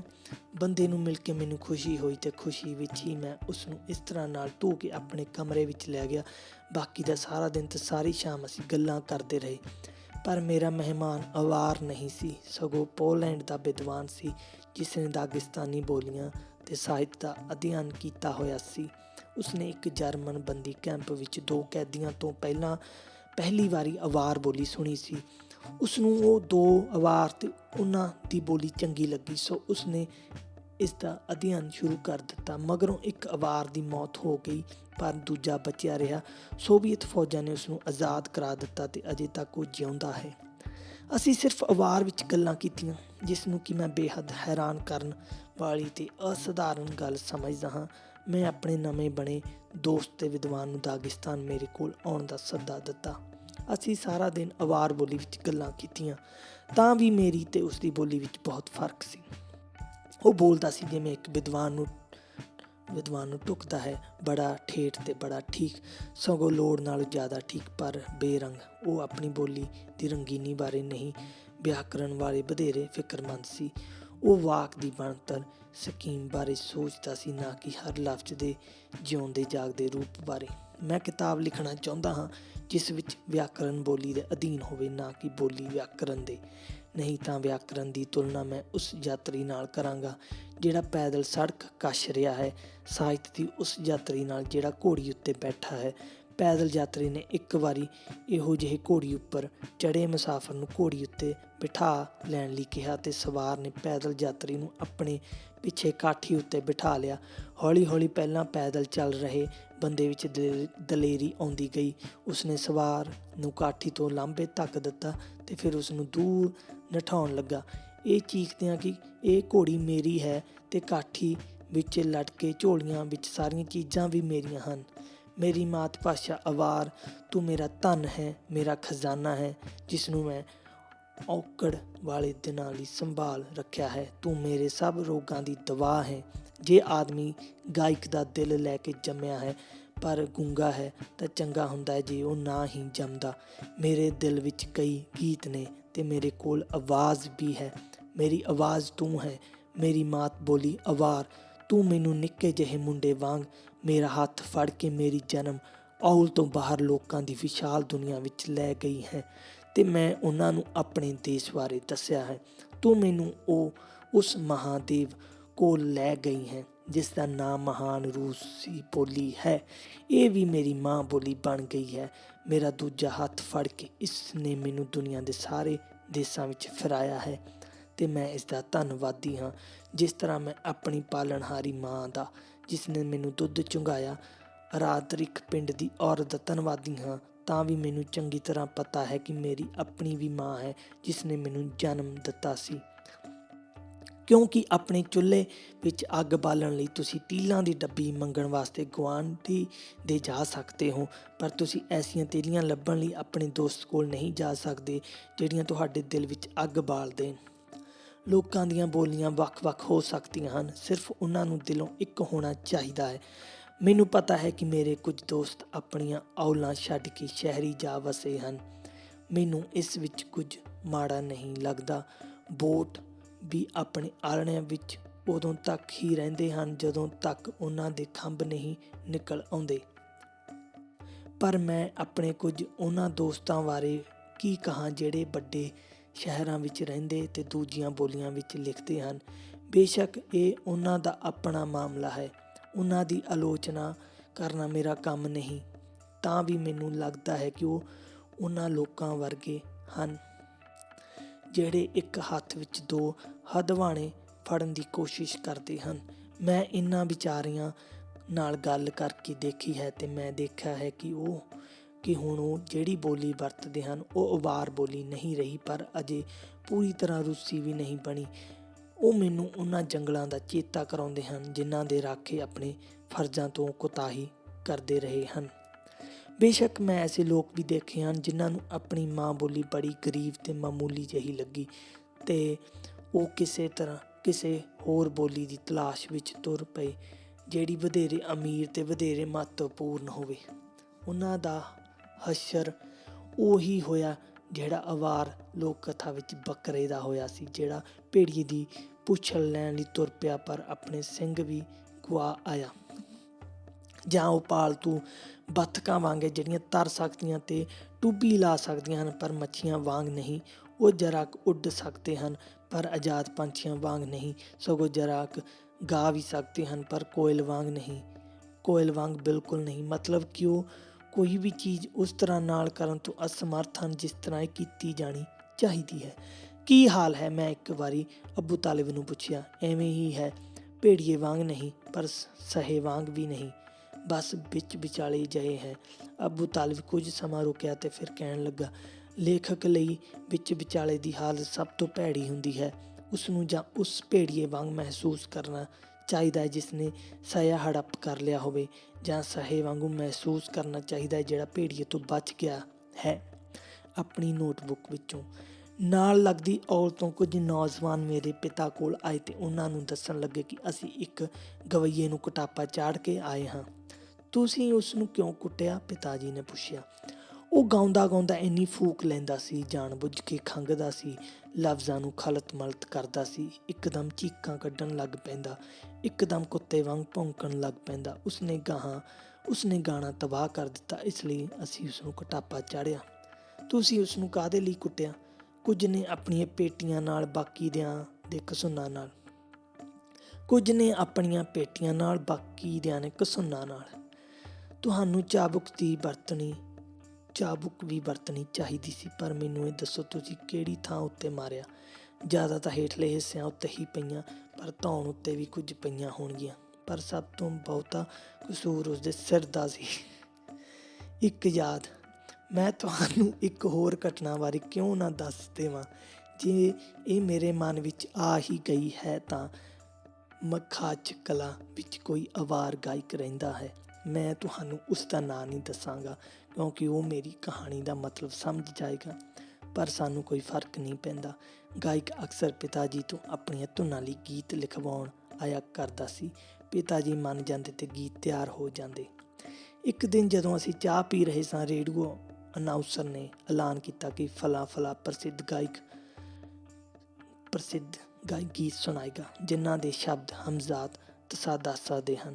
ਅਸੀਂ ਆਪਣੇ ਕੰਨ ਖੜੇ ਕਰ ਲਏ ਤੇ ਪਿਤਾ ਜੀ ਨੇ ਵੀ ਸੁਣਨਾ ਸ਼ੁਰੂ ਕਰ ਦਿੱਤਾ। ਪਰ ਜਿਉਂ-ਜਿਉਂ ਅਸੀਂ ਸੁਣੀ ਜਾਂਦੇ, ਸਾਡੀ ਹੈਰਾਨੀ ਵੱਧਦੀ ਗਈ, ਕਿਉਂਕਿ ਗਾਇਕ ਇਸ ਤਰ੍ਹਾਂ ਗਾਉਂਦਾ ਸੀ ਕਿ ਇੱਕ ਵੀ ਲਫ਼ਜ਼ ਪੱਲੇ ਨਹੀਂ ਸੀ ਪੈਂਦਾ। ਅਸੀਂ ਜੋ ਕੁਝ ਸੁਣਿਆ ਉਹ ਸਿਰਫ ਕੁਝ ਚੀਕਾਂ ਸਨ, ਤੇ ਗਾਇਕ ਲਫ਼ਜ਼ਾਂ ਨੂੰ ਇਸ ਤਰ੍ਹਾਂ ਨਾਲ ਚਬਾ ਰਿਹਾ ਸੀ ਜਿਵੇਂ ਕੁੱਕੜ ਪਹਿਲਾਂ ਆਪਣਾ ਦਾਣਾ ਖਿਲਾਰ ਲੈਂਦਾ ਹੈ ਤੇ ਫਿਰ ਹਰ ਦਾਣੇ ਨੂੰ ਚੁੰਝਾਂ ਮਾਰ-ਮਾਰ ਚੁਗਦਾ ਹੈ। ਜਦੋਂ ਪਿਤਾ ਜੀ ਉਸ ਗਾਇਕ ਨੂੰ ਮਿਲੇ ਤਾਂ ਉਹਨਾਂ ਪੁੱਛਿਆ, ਕੀ ਤੂੰ ਮੇਰੇ ਲਫ਼ਜ਼ਾਂ ਨਾਲ ਇੰਨਾ ਭੈੜਾ ਵਿਹਾਰ ਕਿਉਂ ਕਰਦਾ? ਮੈਂ ਇਸ ਕਰਕੇ ਇੰਝ ਕਰਦਾ ਹਾਂ ਕਿਉਂਕਿ ਮੈਂ ਨਹੀਂ ਚਾਹੁੰਦਾ ਹਾਂ ਕਿ ਕੋਈ ਸਮਝ ਜਾਏ ਤੇ ਲਫ਼ਜ਼ ਯਾਦ ਕਰ ਲਵੇ। ਗਾਇਕ ਨੇ ਜਵਾਬ ਦਿੱਤਾ, ਜੇ ਪਹਾੜਾਂ ਵਿਚਲੇ ਦੂਜੇ ਗਾਇਕ ਸ਼ਬਦ ਸਮਝ ਗਏ ਤਾਂ ਉਹ ਵੀ ਮੇਰਾ ਗੀਤ ਗਾਉਣ ਲੱਗ ਪੈਣਗੇ, ਪਰ ਮੈਂ ਚਾਹੁੰਦਾ ਹਾਂ ਕਿ ਸਿਰਫ ਮੈਂ ਹੀ ਉਸ ਨੂੰ ਗਾਵਾਂ। ਕੁਝ ਸਮਾਂ ਮਗਰੋਂ ਪਿਤਾ ਜੀ ਨੇ ਆਪਣੇ ਦੋਸਤਾਂ ਨੂੰ ਪਾਰਟੀ ਦਿੱਤੀ ਤੇ ਉਸ ਗਾਇਕ ਨੂੰ ਵੀ ਸੱਦਿਆ। ਪਾਰਟੀ ਦੇ ਅਖੀਰ ਉੱਤੇ ਪਿਤਾ ਜੀ ਨੇ ਕੰਧ ਨਾਲੋਂ ਟੁੱਟੀਆਂ ਤਾਰਾਂ ਵਾਲਾ ਗੁੰਮੂਜ਼ ਲਾਇਆ ਤੇ ਜਿਹੜੀ ਇੱਕੋ ਇੱਕ ਤਾਰ ਠੀਕ ਸੀ, ਹਾਲਾਂਕਿ ਉਹ ਵੀ ਕਸੀ ਨਹੀਂ ਸੀ ਹੋਈ, ਉਸ ਨੂੰ ਖੜਕੜਾਉਣਾ ਸ਼ੁਰੂ ਕਰ ਦਿੱਤਾ। ਉਹਨਾਂ ਨੇ ਗਾਇਕ ਦਾ ਬਣਾਇਆ ਹੋਇਆ ਗੀਤ ਗਾਉਣਾ ਸ਼ੁਰੂ ਕਰ ਦਿੱਤਾ। ਉਹ ਲਫ਼ਜ਼ ਬੜੀ ਸਪਸ਼ਟ ਤਰ੍ਹਾਂ ਬੋਲਦੇ, ਪਰ ਧੁਨ ਨੂੰ ਬੁਰੀ ਤਰ੍ਹਾਂ ਵਿਗਾੜ ਦਿੰਦੇ ਤੇ ਨਾਲ ਆਪਣਾ ਟੁੱਟਾ ਹੋਇਆ ਸਾਜ਼ ਵਜਾਈ ਜਾਂਦੇ। ਗਾਇਕ ਗੁੱਸੇ ਵਿੱਚ ਆ ਗਿਆ ਤੇ ਕਹਿਣ ਲੱਗਾ ਕਿ ਮੇਰਾ ਗੀਤ ਟੁੱਟੇ ਹੋਏ ਤਾਂ ਕਿ ਵਿਗੜੇ ਹੋਏ ਸਾਜ਼ ਉੱਤੇ ਵੀ ਨਹੀਂ ਗਾਇਆ ਜਾ ਸਕਦਾ, ਕਿਉਂਕਿ ਇਸ ਤਰ੍ਹਾਂ ਦਾ ਸਾਜ਼ ਮੇਰੀ ਧੁਨ ਦੀ ਸਾਰੀ ਸੁੰਦਰਤਾ ਪ੍ਰਗਟ ਨਹੀਂ ਕਰ ਸਕਦਾ। ਮੈਂ ਜਾਣ-ਬੁੱਝ ਕੇ ਇਸ ਤਰ੍ਹਾਂ ਗਾਇਆ ਤੇ ਵਜਾਇਆ ਹੈ। ਪਿਤਾ ਜੀ ਨੇ ਆਰਾਮ ਨਾਲ ਜਵਾਬ ਦਿੱਤਾ, ਤਾਂ ਕਿ ਦੂਜੇ ਤੇਰੀ ਧੁਨ ਨੂੰ ਯਾਦ ਨਾ ਕਰ ਲੈਣ। ਜੇ ਐਸਾ ਗੀਤ ਠੀਕ ਹੈ ਜਿਸ ਦੇ ਲਫ਼ਜ਼ਾਂ ਦਾ ਕੋਈ ਸਿਰ ਪੈਰ ਨਾ ਹੋਵੇ, ਤਾਂ ਐਸਾ ਗੀਤ ਵੀ ਠੀਕ ਹੈ ਜਿਸ ਦੀ ਧੁਨ ਨਾ ਸਮਝੀ ਜਾ ਸਕੇ। ਦਾਗਿਸਤਾਨੀ 10 ਬੋਲੀਆਂ ਵਿੱਚ ਕਿਤਾਬਾਂ ਲਿਖਦੇ ਹਨ ਤੇ 9 ਵਿੱਚ ਉਹਨਾਂ ਨੂੰ ਪ੍ਰਕਾਸ਼ਿਤ ਕਰਦੇ ਹਨ। ਇਸ ਸੂਰਤ ਵਿੱਚ ਉਹ ਲੋਕ ਕੀ ਕਰਨ ਜਿਹੜੇ 10ਵੀਂ ਬੋਲੀ ਵਿੱਚ ਲਿਖਦੇ ਹਨ? ਸੱਚਮੁੱਚ ਉਹ ਕਿਸ ਤਰ੍ਹਾਂ ਦੀ ਬੋਲੀ ਹੈ? 10ਵੀਂ ਬੋਲੀ ਉਹ ਹੈ ਜਿਸ ਨੂੰ ਐਸੇ ਲੋਕ ਬੋਲਦੇ ਹਨ ਜਿਹੜੇ ਆਪਣੀ ਮਾਂ ਬੋਲੀ ਭੁੱਲ ਗਏ ਹਨ, ਭਾਵੇਂ ਇਹ ਅਵਾਰ ਹੋਵੇ, ਲਾਖ ਜਾਂ ਤਾਂਤ ਹੋਵੇ, ਪਰ ਅਜੇ ਕੋਈ ਦੂਜੀ ਬੋਲੀ ਨਹੀਂ ਸਿੱਖੀ। ਉਹ ਨਾ ਇੱਧਰ ਦੇ ਹਨ ਨਾ ਉੱਧਰ ਦੇ। ਤੁਸੀਂ ਬੇਸ਼ੱਕ ਕਿਸੇ ਦੂਜੀ ਬੋਲੀ ਵਿੱਚ ਲਿਖੋ ਜੇ ਤੁਸੀਂ ਉਸ ਨੂੰ ਆਪਣੀ ਮਾਂ ਬੋਲੀ ਨਾਲੋਂ ਜ਼ਿਆਦਾ ਚੰਗੀ ਤਰ੍ਹਾਂ ਜਾਣ ਗਏ ਹੋ, ਜਾਂ ਫਿਰ ਆਪਣੀ ਮਾਂ ਬੋਲੀ ਵਿੱਚ ਲਿਖੋ ਜੇ ਤੁਸੀਂ ਕੋਈ ਦੂਜੀ ਬੋਲੀ ਠੀਕ ਤਰ੍ਹਾਂ ਨਹੀਂ ਜਾਣਦੇ। ਸਿਰਫ 10ਵੀਂ ਬੋਲੀ ਵਿੱਚ ਨਾ ਲਿਖੋ। ਸੱਚਮੁੱਚ ਮੈਂ 10ਵੀਂ ਬੋਲੀ ਦਾ ਦੁਸ਼ਮਣ ਹਾਂ। ਜਵਾਨ ਪੁਰਾਤਨ ਜੜ ਵਾਲੀ ਹੋਣੀ ਚਾਹੀਦੀ ਹੈ, ਹਜ਼ਾਰਾਂ ਸਾਲ ਪੁਰਾਣੀ, ਸਿਰਫ ਤਾਂ ਹੀ ਇਹ ਵਰਤੋਂ ਦੇ ਯੋਗ ਹੁੰਦੀ ਹੈ। ਬੇਸ਼ੱਕ ਮੇਰੀ ਬੋਲੀ ਬਦਲਦੀ ਹੈ, ਇਹ ਐਸੀ ਚੀਜ਼ ਹੈ ਜਿਸ ਦੇ ਖਿਲਾਫ ਮੈਂ ਕਦੀ ਵੀ ਬਹਿਸ ਨਹੀਂ ਕਰਾਂਗਾ। ਬਿਲਕੁਲ ਇਸੇ ਤਰ੍ਹਾਂ ਦਰਖਤ ਹਰ ਸਾਲ ਆਪਣੇ ਪੱਤੇ ਬਦਲਦਾ ਹੈ। ਇੱਕ ਝੜ ਜਾਂਦੇ ਹਨ, ਦੂਜੇ ਉਹਨਾਂ ਦੀ ਥਾਂ ਨਿਕਲ ਆਉਂਦੇ ਹਨ, ਪਰ ਦਰਖਤ ਆਪਣੀ ਥਾਂ ਖੜ੍ਹਾ ਰਹਿੰਦਾ ਹੈ। ਹਰ ਲੰਘਦੇ ਸਾਲ ਨਾਲ ਇਹ ਵਧੇਰੇ ਰਸਦਾਰ, ਮਜ਼ਬੂਤ ਤੇ ਪ੍ਰਫੁੱਲਤ ਹੁੰਦਾ ਜਾਂਦਾ ਹੈ। ਆਖਰ ਉਸ ਨੂੰ ਫਲ ਪੈਂਦੇ ਹਨ। ਮੈਂ ਆਪਣੇ ਗੀਤ ਤੇ ਆਪਣੀਆਂ ਕਿਤਾਬਾਂ ਤੁਹਾਨੂੰ ਪੇਸ਼ ਕਰਦਾ ਹਾਂ, ਜੋ ਕਿ ਉਹ ਫਲ ਨੇ ਜਿਹੜੇ ਅਵਾਰ ਬੋਲੀ ਦੇ ਨਿੱਕੇ ਜਿਹੇ ਪਰ ਪੁਰਾਤਨ ਬੂਟੇ ਨੂੰ ਲੱਗੇ ਨੇ।